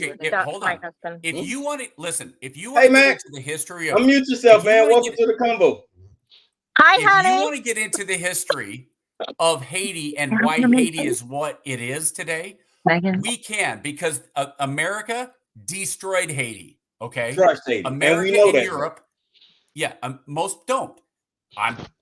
History I here. know. History I know. teacher, Haiti right? Haiti bailed the United States out a couple of times. Several times. So Haiti was one of the richest countries in the world. Yes, it and was. then the slaves raised up from the sugar. The slaves the raised rice. up and took over the government. It was the first Sugar time. It was first and then rice. The first Yep. time, and Europe You basically shouldn't have cut told him them that off. was my husband. And then when the U.S. and then when they started doing rice, the U.S. undercut the market by subsidizing rice. Okay, so I agree with that. But the problem is 95% of Americans have no idea about Haiti, the history of Haiti. They don't know the history of Mexico, the history of Costa Rica. I couldn't tell you the history of frickin' El Salvador. I have no idea. If Trump had come out and said El Salvador is a shitty place, I wouldn't have any idea. I've never been there. I can know where it is on a map. But with Haiti, you can argue that the U.S. destroyed Haiti as a country 100, 150 years ago. You can absolutely make that, and that argument sticks. But for Trump to then turn around and say, look, Haiti is a shithole because it is, well, I mean, is he saying it's because blacks are running the country? He could have said that about other countries. He didn't. Now, I can see how that's a dog whistle. I can see how that is seen. You're starting to stretch again. You're starting to stretch again. What I'm saying is, if you're going, at the time, he was talking about Haiti refugees and some of those things, right? This was a while ago. This was like 6 years ago, right? I'll tell you right now, I had a problem with the Haitians, not because of anything they necessarily did, but the government. When 9/11 happened and we were getting ready to deploy to Guantanamo in 92, they spun Fort Dix up in New Jersey, right? It was they were closing Fort Dix. We ended up going into the condemned barracks. They had a bunch of Haitian refugees. The barracks at Fort Dix were so bad that they condemned them and they moved them over into the new barracks. 9/11 happens. They spin Fort Dix up. We end up going and we're living in the condemned barracks while we're getting ready to deploy with raw sewage from the showers above us. Now, I don't mean like poop, but like shower water from above us down onto us. So, of course, I'm going, wait a minute. They've got these Haitian refugees 2 miles down the road in these barracks that are nicer than ours. What the fuck?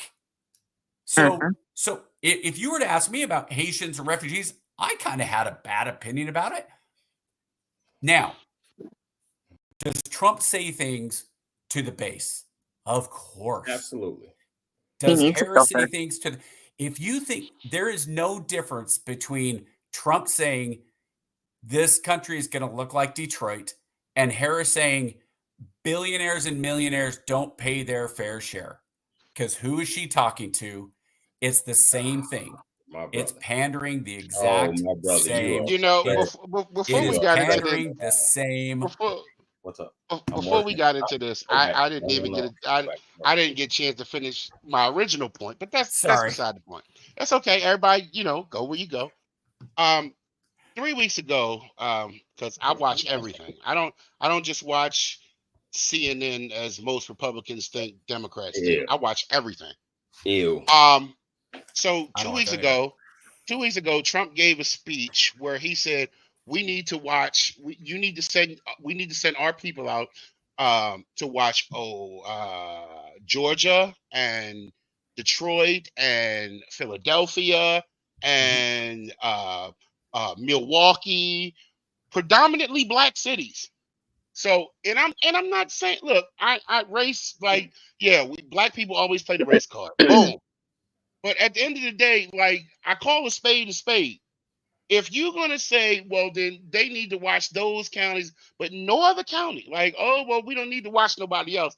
We just need to watch Philadelphia and Atlanta, Georgia, and Detroit, Michigan, and You know why Chicago, that Illinois. is. But you know Yeah, why that is. because It's that not city about is, black or white. It's about population. no, If that I can send 100 lawyers into Atlanta to make sure Atlanta is fair versus, Southern down wherever that has no, 1,000 votes versus Atlanta, which one tiny block has 1,000 votes. Where am I going to send my lawyers? I'm going to send it to the cities because that's where all the votes are. I'd probably send them to the cities where the corruption actually got found guilty, like in Phoenix, Yeah, Arizona. But that's Arizona, that's just me. Where they actually found. I'm sure, and I guarantee you that the Republicans are going to push for more lawyers in Phoenix than they are in Flagstaff or in Havasu or in Needles. The point that I'm trying to you're not make, going to send anybody to LA. You're not Well, going to send of to course LA or I'm not New going to York. send nobody to LA. Elton, finish your point, because I want to get Mac in, and I want to get Mac in. The point that I'm trying to make, you can mute me now. No, the point that I'm trying to make is that it just seems, it might not see. It's easy to speak about something when we don't travel in the same circles. When you hear people talk in my circle, when you hear a lot of people talk, they say, well, what, is our vote not trusted? I mean, we come from a time where, black people had to count beans just so they can vote. So now, like, not living in that time anymore. It doesn't matter if we live in that time anymore. Our votes are being suppressed. Like, and then you say you don't want to steal in the election. Democrats are still. How are we the ones stealing the election when the Republicans are the ones that got caught actually stealing? How is your vote not counted? Like, it doesn't make sense. First of all, how is my vote not counted? My vote's counted because I actually live in a state where my vote actually will count. Okay, so your vote counts. I'm talking so your about, vote counts. I'm talking about states where other people's votes don't count. I'm talking about states where Trump literally tried to excuse over 40,000 votes in a state that's basically the population of that town, that major city, is it's heavily black populated. So to be fair, hold on. So to be fair, it's not, Trump can't do any of that, and neither can any pop. It is the state. It is the state. What's Secretary of State? Election official. I know that. I know that. What I'm saying is that the concerns were made. The concerns were made, and that's the point of my base.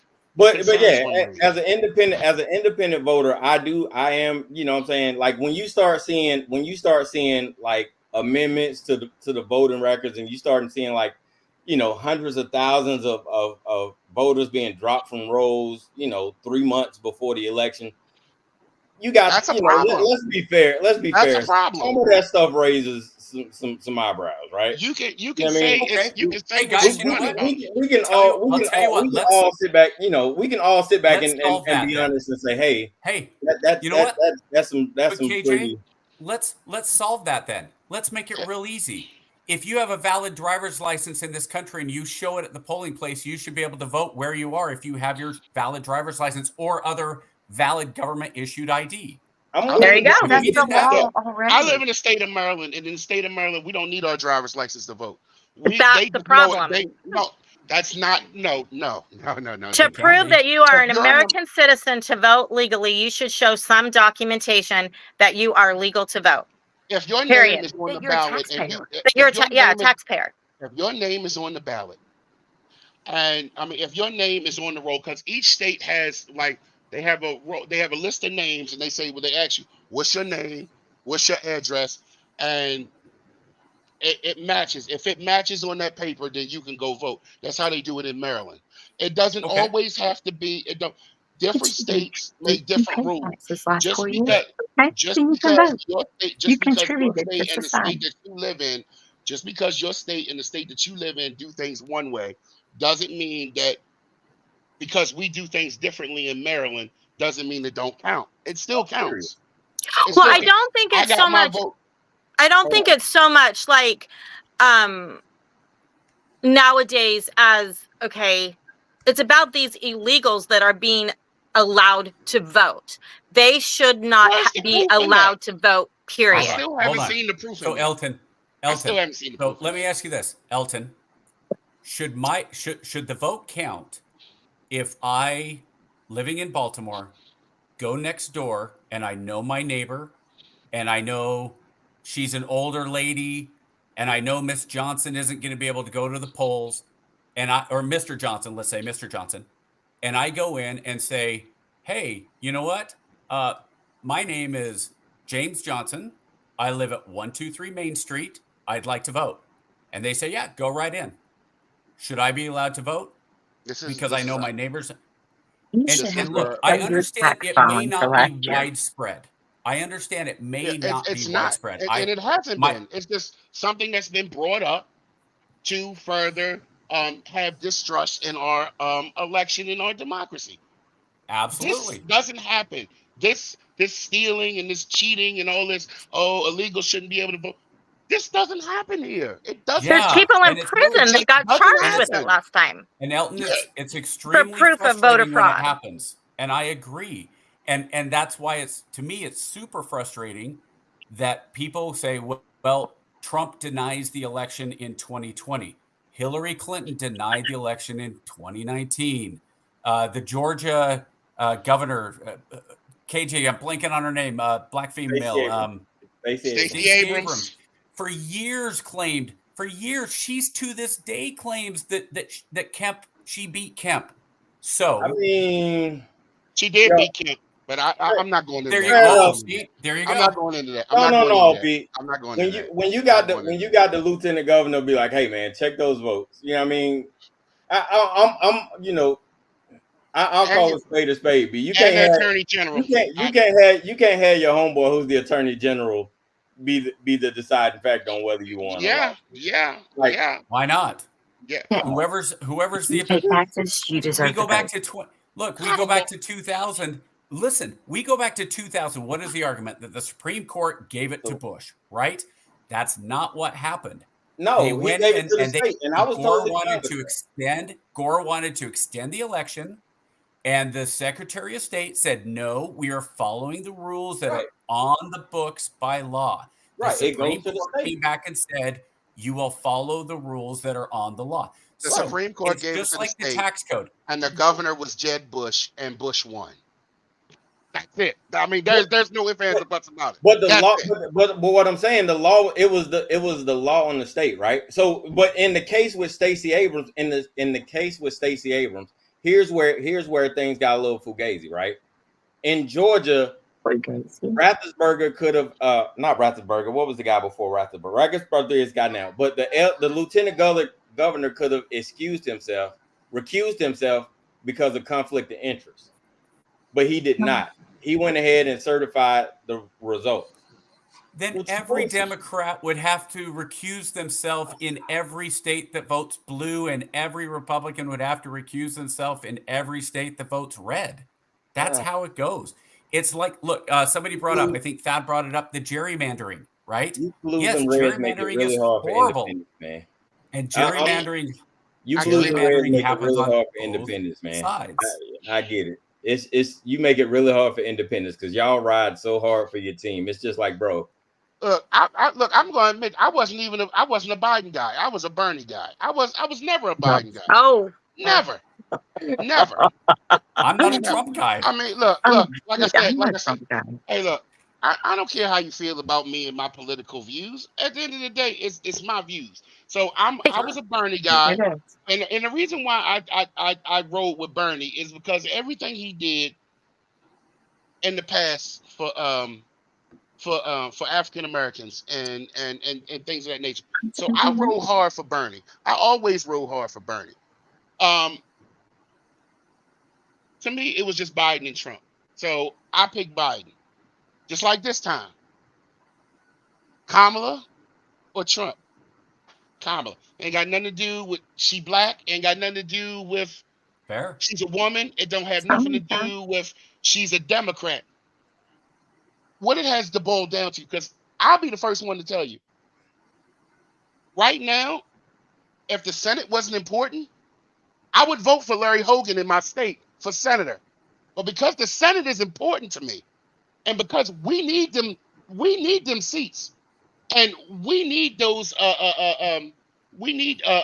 Supreme Court seats, I am voting for Angela Also Brooks. I don't care. I see what's going on. I'm gonna just put it on Front Street. I don't care. I'm tired of thinking that everything is okay and we should live by the status quo. I'm tired of living by the status quo. We don't get So a you're going chance. to vote for the person that's been there for the last 4 years? We don't get. First of all, she wasn't the president, so we No. She just admitted on several interviews that she was every part to play in the policies that Biden passed. She said that nothing will change. She has not changed in decades. Her thought process is the same as it was 20 years ago. She said she voted with Biden and she put those policies in place with Biden. So if you weren't a Biden person, then why are you voting for Kamala? Because it's two wings of the same bird. There's no difference between either one. Oh, he's not going to vote for Trump, though, and I get it. I can sit here and say 20 years ago I was fat and I tried to work hard 20 years later to lose weight, but something in that still happened and I'm still big. At the end of the day, it's the same thing. I'm not going to sit here and say I'm not voting for Donald Trump because of his economic policy. Because let's be real, his economic policy was Barack Obama's, and I've been touting this for years now. I'm not going to sit here and say, oh, well, I'm voting for Donald Trump because I like his stance on immigration. He don't have no real stance on immigration, because when he was in the White House, why didn't he change things? Why did he? Oh, yeah, let's blame it on the Democrats because, they can't get it done with immigration. He had his turn. He could have got something done on immigration. He didn't. So you can't. You're forgetting too who had power in the House and the Senate, in Congress during that time. Donald Trump was on his own. He was fighting both sides, Elton. He got nothing done. There was absolute billions of dollars worth of border wall that the Biden administration sold for pennies on the dollar. The material was there. He could not get it through Congress or Senate. So wait a minute, though. It was in place. Wait a minute, Matt. Hold on, Nelson. Wait a minute. If we're gonna do that, if we're gonna bring Congress in, we got to do it both ways, because the Biden administration has been fighting the same Congress. You know, statistically, this has been the worst Congress in the history of Congress. Yep. I agree with that. They've wasted tax dollars left and right. We are being objective here. This Congress has not passed shit. You know what I'm saying? And so less than shit. Yeah. So if we're gonna say, well, you know, Trump would have done this had it not been for Congress, we can't hold Kamala and Biden to the same standard and say, well, they didn't do jack shit because, well, they didn't have. I'm all for 635. I'm replacing 637 because I want the president and the vice president ass out too. Honestly. And when Trump first got into office, he had the House. He had the House and he had the Senate. He didn't have the House. He had the Senate, but he didn't have the House. And then Biden Biden has the House or the how House. How do you think his 3 Supreme Court justices got in? He had the Senate. Death. He had the Senate. Death and Mitch McConnell sleeping on Barack Obama's pick. Yeah, that helps too. Well, but hey, look, on the Supreme Court, I had no problem with what they followed the rules. But like, if we want to go back and talk about the House and Senate, we can go back to Obama in 2008, what he had in 08 to 10, including a super majority. And basically the only thing he got passed was Obamacare. So they really, so you're talking about a Congress Newt for Gingrich. now, They got we're talking about a Congress that for 16 years has done essentially nothing except make the American people distrustful of the federal government, that have made themselves richer, see Nancy Pelosi, who have done nothing to help the other side of the aisle, see Mitch McConnell, see Reid, and then we have a media that is hell-bent on making sure the American people don't really know what's going on. We have an education system that is built to make people dumb. We don't allow kids anymore to understand that 2 + 2 is 4. We're told 2 + 2 is 4 as part of the patriarchy and racist. We have people who don't understand that women's sports is for women. So we're talking, look, and we can get into all the little issues. But here's what it comes down to. We keep voting these dummies in. We keep allowing these dummies to run. And you know what? Until we do a Brewster's Millions, if you all remember the Richard Pryor, where he had to get $30 million, right? And what did he do? He ran a campaign. You're showing your age. None of the above. That's who we should. I have a buddy, no kidding, my best friend. I said, hey, are you and your wife, do you guys know who you're voting for? He says, yeah. I said, Nicole's voting for Harris, isn't she? He says, yeah. I said, who are you voting for? He goes, you already know. I was like, oh, that's right. You're voting for Donald Duck. He's voted for Donald Duck in like the last 5 elections. At this point, I'd vote for Donald Duck too. We need, until we realize that the people that we're voting in are people that are not our best and our brightest, and we need to start them at the lowest level. We don't get the right people on the school boards. We don't get the right people at the county level, at the state level, whatever. And it starts with, and people will say, well, you know what, Lance, what are you doing about it? Well, when I retire next summer, I'm going to go teach history in whatever high school I can get hired in. And I want to actually teach history and actually try to educate these children. And until we do these things, we are going to continue our slow descent from arguably, and I will say we were the greatest nation ever. Are we the greatest nation still? Well, we've declined since then. I don't know where you want to say our peak of power is. I'd probably put it about the end of World War II. That was probably our peak of our power. And then we got back and we started messing up right away by not giving all GIs the GI Bill, by treating black soldiers differently than white soldiers, by doing all the stupid things that came along with the Southern racists and all that. But we still do that now. We still do that now. We do, but not to the same. I'm not talking about the G. I'm not talking about. No. We're gonna keep going. We're running out of time. Go ahead. So all I'm saying is, until we get to the point that we say, look, and I love that we're doing this. We need people being able to have this conversation back and forth. Look, Eldon, I'm not going to convince you to vote for Trump. I don't expect to. That's fine. You're not going to convince Allison to vote for Harris. That's fine too. But we need to stop this crap of, if Trump is elected, it's going to be the end of democracy. And if Harris is elected, it's going to be the end of our country. You guys, the average decision either of them make are not going to affect us more than about this much on our personal level. And Allison and Mac maybe a little bit more because they own a business that's going to be affected. Okay? I'm a hell of a lot more Lance, they've been niggling away with that thought process for decades. And the Constitution is hanging by a thread because they've been taking away the freedoms for probably what? I'm 53. So every time there's a new law made, it's freedom that's taken away, and we will never get it back. Once it's put in place, we never get it back. And that Constitution is, it's hanging there. There's not a whole lot of it left. And it's both sides. I'll be the first one to admit that. So you can't, I disagree with you to a point on your last statement. And as far as you being a teacher, I'm breaking up pretty bad.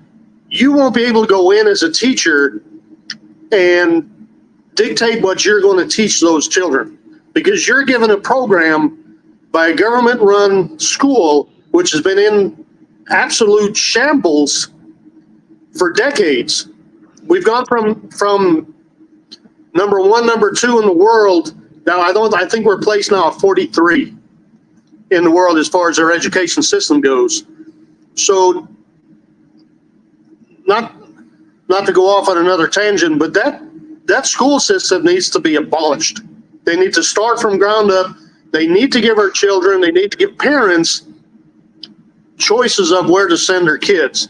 Because the public school system, I call it government school, and that's what it is. It's propaganda. They dictate what you learn and how you learn. You cannot go in and teach your history the way you want to. The kids nowadays have no idea about the founding fathers. They've no idea about what America was founded on. They've no idea half the time about World War II, the Civil War. Half of them don't even know what happened on 9/11. There is no history being taught. The pride in this country is gone. This generation, the last few generations that are coming up, they have zero pride in this country. And I challenge anybody to disagree with me on that. There is no pride left in this country. I'm from Ireland. I was born and raised over there. I came over here. I joined the military, and I served in the military. I did 3 tours over in Iraq. I became a citizen, I think around 2011. Correct me if I'm wrong, Allie. 13. And this country still has the American dream, but you have to go get it. It's not taught anymore, and it's a shame. And it's due to our school system. It's due to the politicians. The American dream is out there, guys, and there's no excuses for it. I'm a no bullshit guy. My husband and I, so I'm Army National Guard. I didn't serve across seas, so I don't count. But my husband did. And I know you guys, y'all are military. So if you had to have somebody telling you you're going to go overseas right now and somebody's going to push that button and blow us all up, who do you want pushing that button right now? Trump a hothead? And believe me, I'm a liberal Republican, whatever that means. Or Kamala, who do you want pushing that button? Because it's scary as shit right now. We are all tumultuous in the United States right now, and we don't know which ends up. We're all arguing amongst ourselves. And what the other countries see right now is us in turmoil. And that shows an ununited front. And what America needs to be and stand for is a united front. So even if we aren't all in sync, we need to put our face on and say, hey, it don't matter if we don't all agree. We're in America right now, and we are a force to be reckoned with. Screw y'all. Right now, they're fighting across seas, and it's going to come on our home front if we don't get together and agree on something. Whoever we support. People don't understand that, though, because the whole purpose of politics is to keep the country divided, keep people divided, races, rich from poor, black from white, brown, white, whatever it is. It's designed and set up that way. And until they realize, or until we realize that together, doesn't matter what race, creed, color, gender, sex you prefer, whatever it is, until we come together, things are just going to continue the way they are. My drill sergeant said, we're green. We bleed green. We don't understand the power that we have. It don't matter what color you are. You fight for America. All right. You're green. I just want to answer your question, if we ever get to the point of who's pushing the button. Who do you want pushing the button? It doesn't matter, because our ass is probably already gone either way. If we're at the point, that's scary. It don't matter, because we're already gone. All right, so we got to wrap things up. So last question. So here we go. You guys gotta make the case. So if you had 60 seconds to convince an undecided voter like me to support your candidate, what would you say? All right. I believe Allison, you started first. So Elton, you go first, and then Allison will get the last words. No, ladies always go first. Go ahead. All right, Allison, you got it. Did you just? I think that's if you're deciding who you want to be, I think that you should choose the strongest, the person that you feel has the most power, that can stand up to other world leaders, that shows presence, in talking to people, that actually has a plan like Trump does. He's very specific in the things that he wants to do. I truly believe that he is 100% for America and for the Americans, for the things that he's done. He's given up his salary, he's donated, he loves the military. I really believe that he's got the back of every single American, no matter whatever party you're in. And I think compared to Kamala, where she just wants to giggle and laugh and just tell that she came from a middle class family, which is a lie. But I think that Trump is the strongest. He's got the best presence. And I think the other world leaders respect him and know when he says something, he's going to damn well do it. And I think as far as the economy and how this country, getting the energy industry, the oil, the pipeline back up, getting jobs back, he will do it, and Kamala won't. Right on. Brother Mac, you wanna piggyback off of that?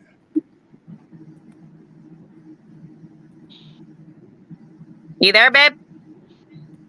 Are you talking to me, KJ? Yeah, you. You want to piggyback off that? I'm breaking up, so I'm not really sure if you guys can hear me or not, but I don't think I need to convince Democrat or Republican.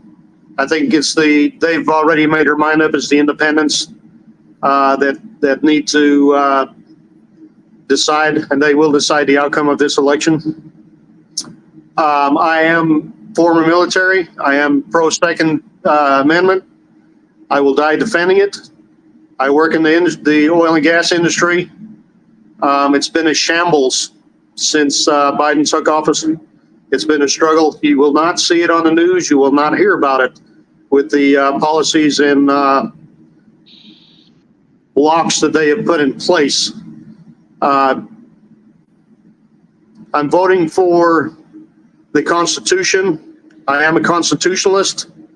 I do vote Republican, but I am a member of the Constitutional Party.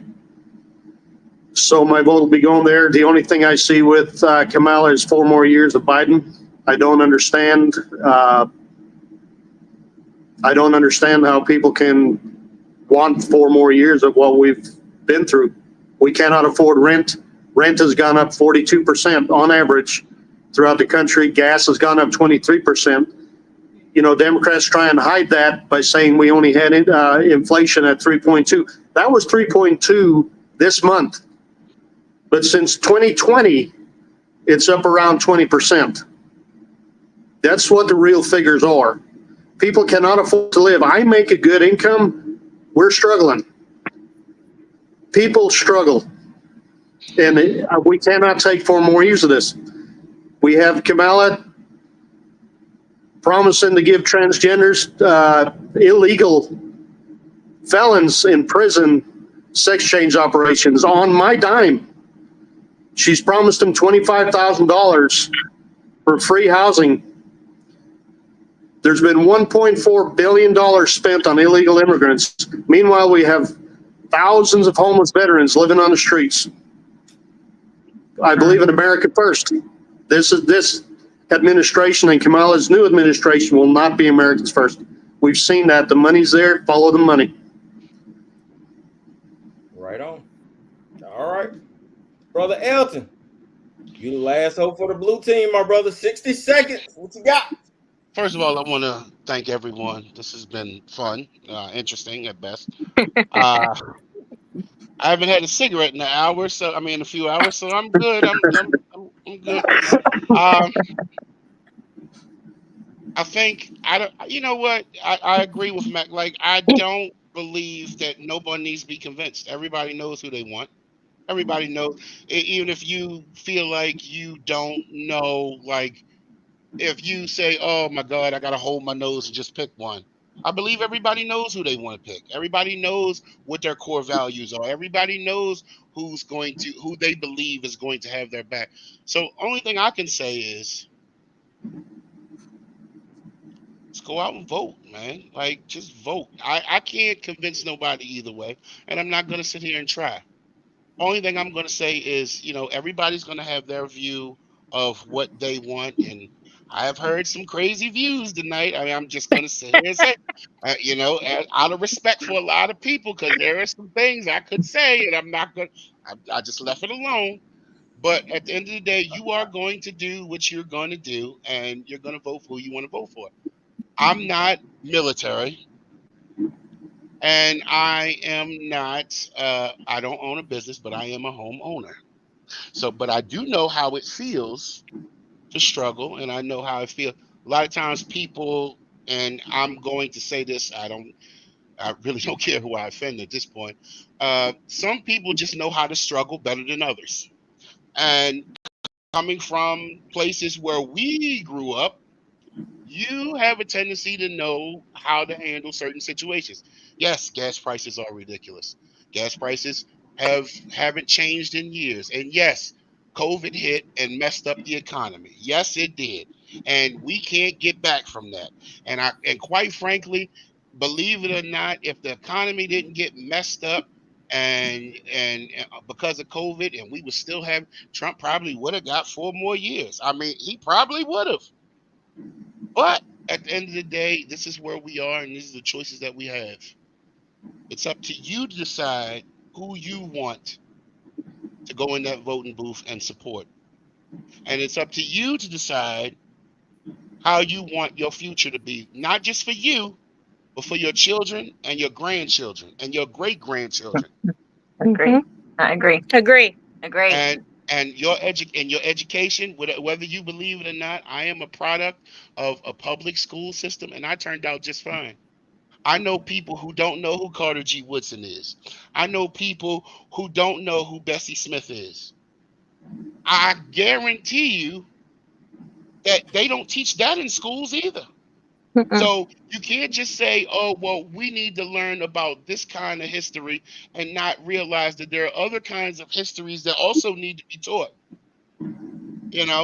So at the end of the day, vote for who you want to vote for. God be the glory. And one day, a few more months from now, we'll either be in a good place or Satan is going to come up and swallow us whole because Kamala's going to win the election. Amen, brother. Amen. All right. Thank you guys for coming on. We are going to bid you adieu so that we can do our final thoughts. Thank you so very much. This was amazing. Yeah, thanks, guys. Thank you, and you, and I'll talk to you later. But thank you. Thank you, Alan. And you, and God bless all of y'all. We're like the Brady Bunch here. Thank you. Bye, you guys. Bye. Thanks. God bless. Bye. All right. My brother. That was awesome. I learned so much. Good, some not so good. But before I even get into my final thought, one thing that I took away, first and foremost, thank you so much for Allie and Elton for coming on, and then even Matt coming on. Thank you guys so very much. And then just realizing, even through our differences, right, that we're not that far apart as Americans. And that's the beauty of who we are as America. If you don't get anything else from all the rhetoric you see on TV, we're not that far apart that where we can't just sit down for a 2-hour conversation and say, you know what? Hey, man, I got it. We might not see eye to eye on everything, but God damn it, I love you as an American and you are all right with me. And that's the coolest thing that I took away from this whole thing. So I don't really have a final thought after that, good brother. That just warmed my heart to just see people from opposite ends of the spectrum be able to voice their differences and still be able to be like, you know what? Hey, man, we don't have to agree, but you all right. What you got, man? This shows the power of the First Amendment to be able to sit down and have this conversation. Watch us get shadow banned because of this. So we just got clear, TikTok. We're looking at you, right? TikTok. Looking at you, TikTok. Whether you're talking about the First Amendment, the Second Amendment, Fourth, Fifth, and I purposely skip over the third because nobody's housing soldiers against their will, but all of them. Yet. And Elton and I obviously have very, very different opinions about the Supreme Court without even going into that. And that's okay. I really do think that, and I hope that he's wrong and that I can go in and teach these kids. But here's the thing. I could go into a school and they could say, here's what you are going to teach. But what they can't control is what I teach my 11-year-old, what I teach my 15-year-old, what I teach my almost 18-year-old, what I've taught my almost 22-year-old. Yep. I remember having a conversation with my 22-year-old when Trump was coming in. This was about 2015, during the election cycle. And they were having a debate on the radio. We were just listening and driving around, and they talked about how giving getting more money for people that's unemployment and some of those things. And she's like, what are they talking about? And I told her real quick, and she says, well, Dad, why would they give money to people that don't want to work? Then they'll never want to work. I said, Lilia, welcome to being a conservative. So she's out in the world now. She's starting to see some of these things. I had a discussion with my 18-year-old. She had some friends over, and they said, "Oh yeah, I'm more of a liberal." I said, "Really? No, you're not. You're a conservative." She goes, "No, I'm not." I said, "Really?" And then we started talking. I said, "What do you think about this? What do you think about this? What do you think about this?" And they were all right in line with what I thought. I said, "Emma, you might not realize it. You're a conservative, and that's okay. Your generation, it's okay to be a conservative. You'll come along." Yeah. And when we're talking about these things and we're talking about being able to get online and have this conversation, I'm not worried about, KJ, you and I being able to sit down in a restaurant and talk about this. I'm worried about when the New York Times has the power to influence to such a degree that they just absolutely go after Trump and don't cover anything with Harris. And it's funny when Elton said that about, CNN and Fox. I don't watch TV. I read. I read what the New York Times, and I read the Washington Post, and I read the Deseret News out of Utah, and as much, whether it's Drudge Report, which is definitely skewed left, but I look at it and I say, look, if out of all of this, if you're not sure, if you're truly not sure who to vote for, or you're just you're not set on who to vote for, go read stuff against your person. Go read what the Times has to say about Trump. Go read those negative things. But then go read the New York Post that is more likely to support Trump, or national. I'm trying to think of some of the more conservative stuff. Go listen to Ben Shapiro and some of those things. The more you get from both sides, because again, if you just listen to the debate, the Harris-Trump debate, Harris brought up and said, well, Trump's a racist because he said there's good people on both sides. Okay. And in the next breath, she's saying we need to outlaw misinformation. Trump says in one breath, I had the best economy in the history of the world. And in the next breath, he says, the worst things that happened was COVID, and I did everything great. It's somewhere in the middle. If you vote for Trump, he's going to have things you like, things you don't like. You vote for Harris, she's going to have things you like, things you don't like. And like Ellen said, it's just as important what happens in the House and the Senate.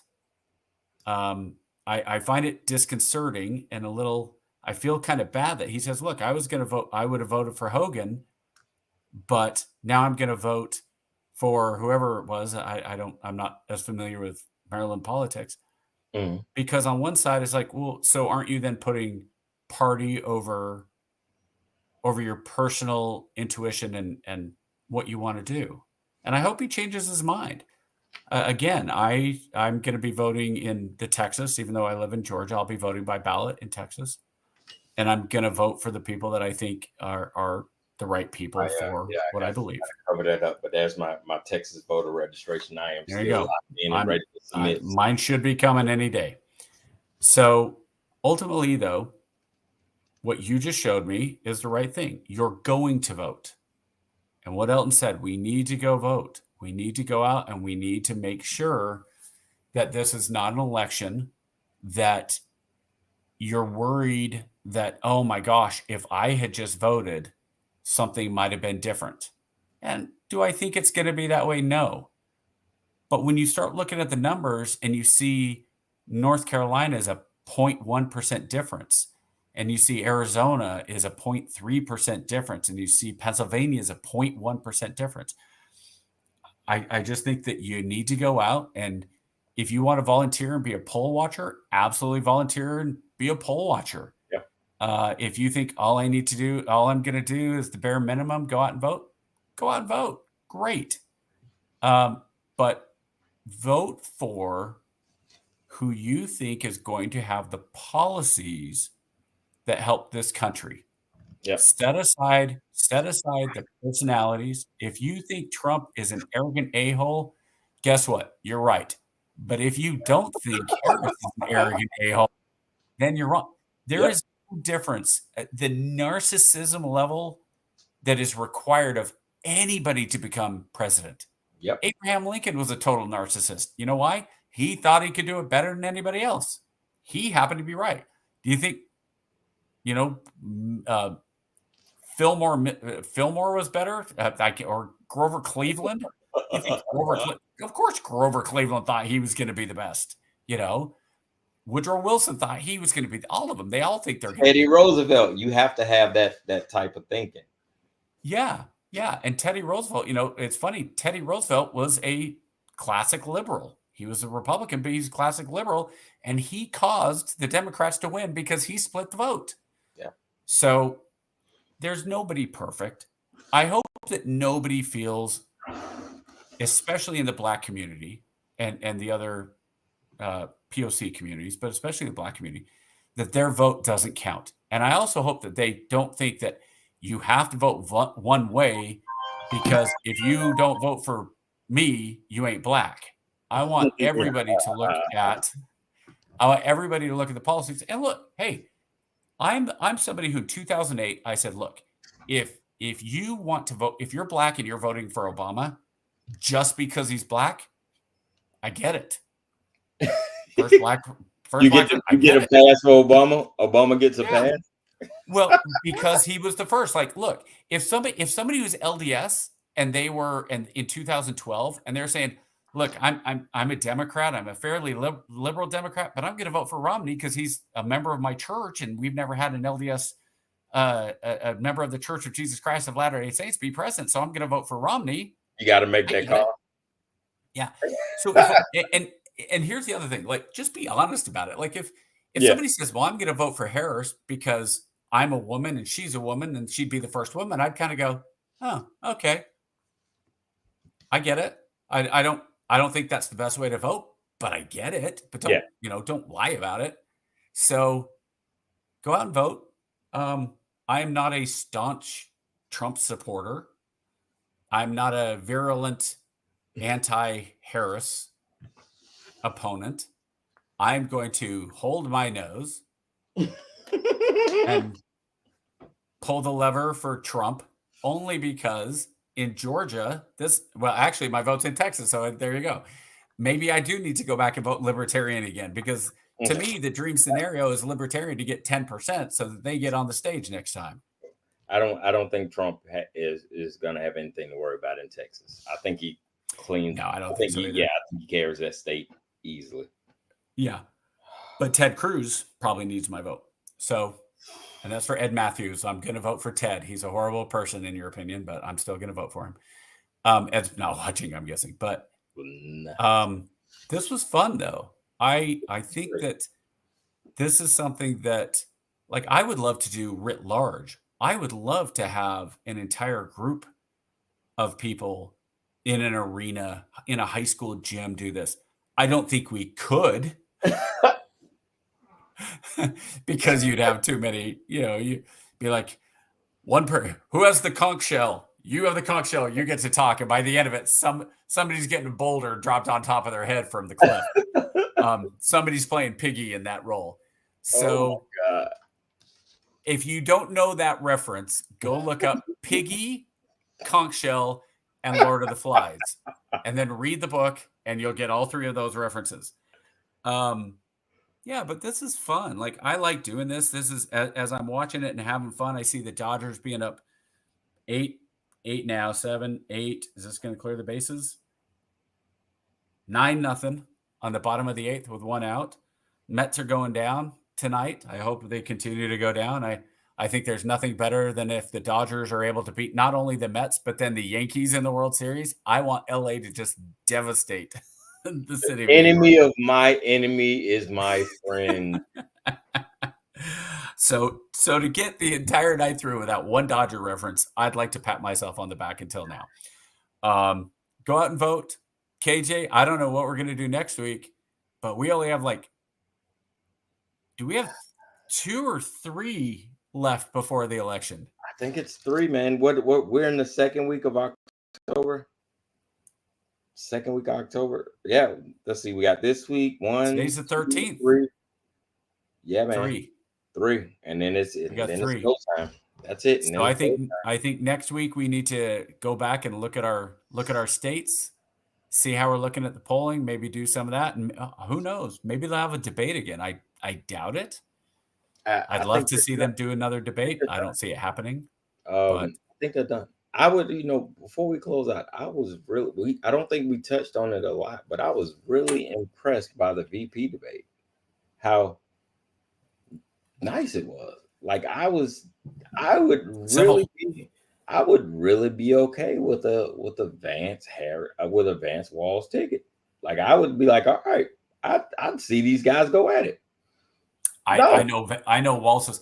If you're talking about personality, yes. Yeah, personality. Not like policies. Not policies. No, not like policies, like personalities. Like to see these guys, like, that was refreshing. I was like, okay. That gave me hope. I tell you, I mean, if Trump, whether Trump wins or loses, we'll get a better view of Vance here in 4 years. But I didn't know Vance. I think he needs to grow. Maybe so, but I was about as impressed with Vance as any politician. I think that the bench for the Republicans with Ramaswamy and Vance there, I think in 2008, we are going to have an incredible ticket, because I hope Republicans are smart enough to look at these 2 young guys. Yeah. And both of them are more than 10 years younger than me, I think, and be able to go, it is time to get somebody who's younger. And if the Democrats are smart, they'll do the same thing. Yeah. I don't know if they will. The Democrats got some guns too now. I think that 2020, you know what? And that's what we can talk about. Yeah, let's do that. Yeah, we'll save that for next week. But 2028 what's up in 2020? 2028 is shaping up to be a great race, because you can see the turning of the page with all of this crap, and that's going to be a really great race. If we get unless Harris wins, I don't think she runs it back. Well, oh yes, she does. Oh, are you kidding? There is no way, unless there is a health issue or a unalived, that Harris doesn't run in 2028 if she wins in 20. I'm saying if Harris wins in 2024, she's automatically the ticket in 2020. Fair enough. Okay, yeah. That's all I mean. I'm sorry. Yeah. Okay. Yeah. No, I was gonna say if she wins. I was gonna say if she gets the doors blown off of her, man, I think she fades off into the sunset because I think and we can talk about it because right now which is what I predicted. And remember, I wrote the date down, right? I said I could easily see her, pulling a Hillary where she dominates the popular vote, but Trump wins the electoral vote. And that's what I saw a poll earlier where the financial polls are starting to pick up on it, where they're saying Trump's going to destroy the electoral vote, but Harris is like 72% in like the popular vote. And I'm like, I saw this when she 72. Well, I mean, she's popular. Trump's not popular. She's not going to pull 72% of the vote. I mean, she'll Hillary this thing. I think Hillary got 52. I don't think Hillary even broke 52. Didn't she? She got like 55, I thought. We'll check it out. Either way. All right. Let's go. Because we're at 2:30, man. It's gonna take me at least two or 3 days to edit this. All right, so let's sign off. Man, this was great. This turned out a lot better than I even imagined, man. This was awesome. So lots of footage. We gotta reset our coffers anyway, because I don't think we had anything in TikTok the last couple of days. So now that we're off punishment, we gotta reset it anyway. So welcome back. 2 a day. 2 a day. That's your goal. That's it. 2 a day. All right. 2 a day. All right, brother. Next week. See you, my brother. Try to get some sleep. Out. All right. Yep. All right. Out. Oh, I gotta close it out. Here we go.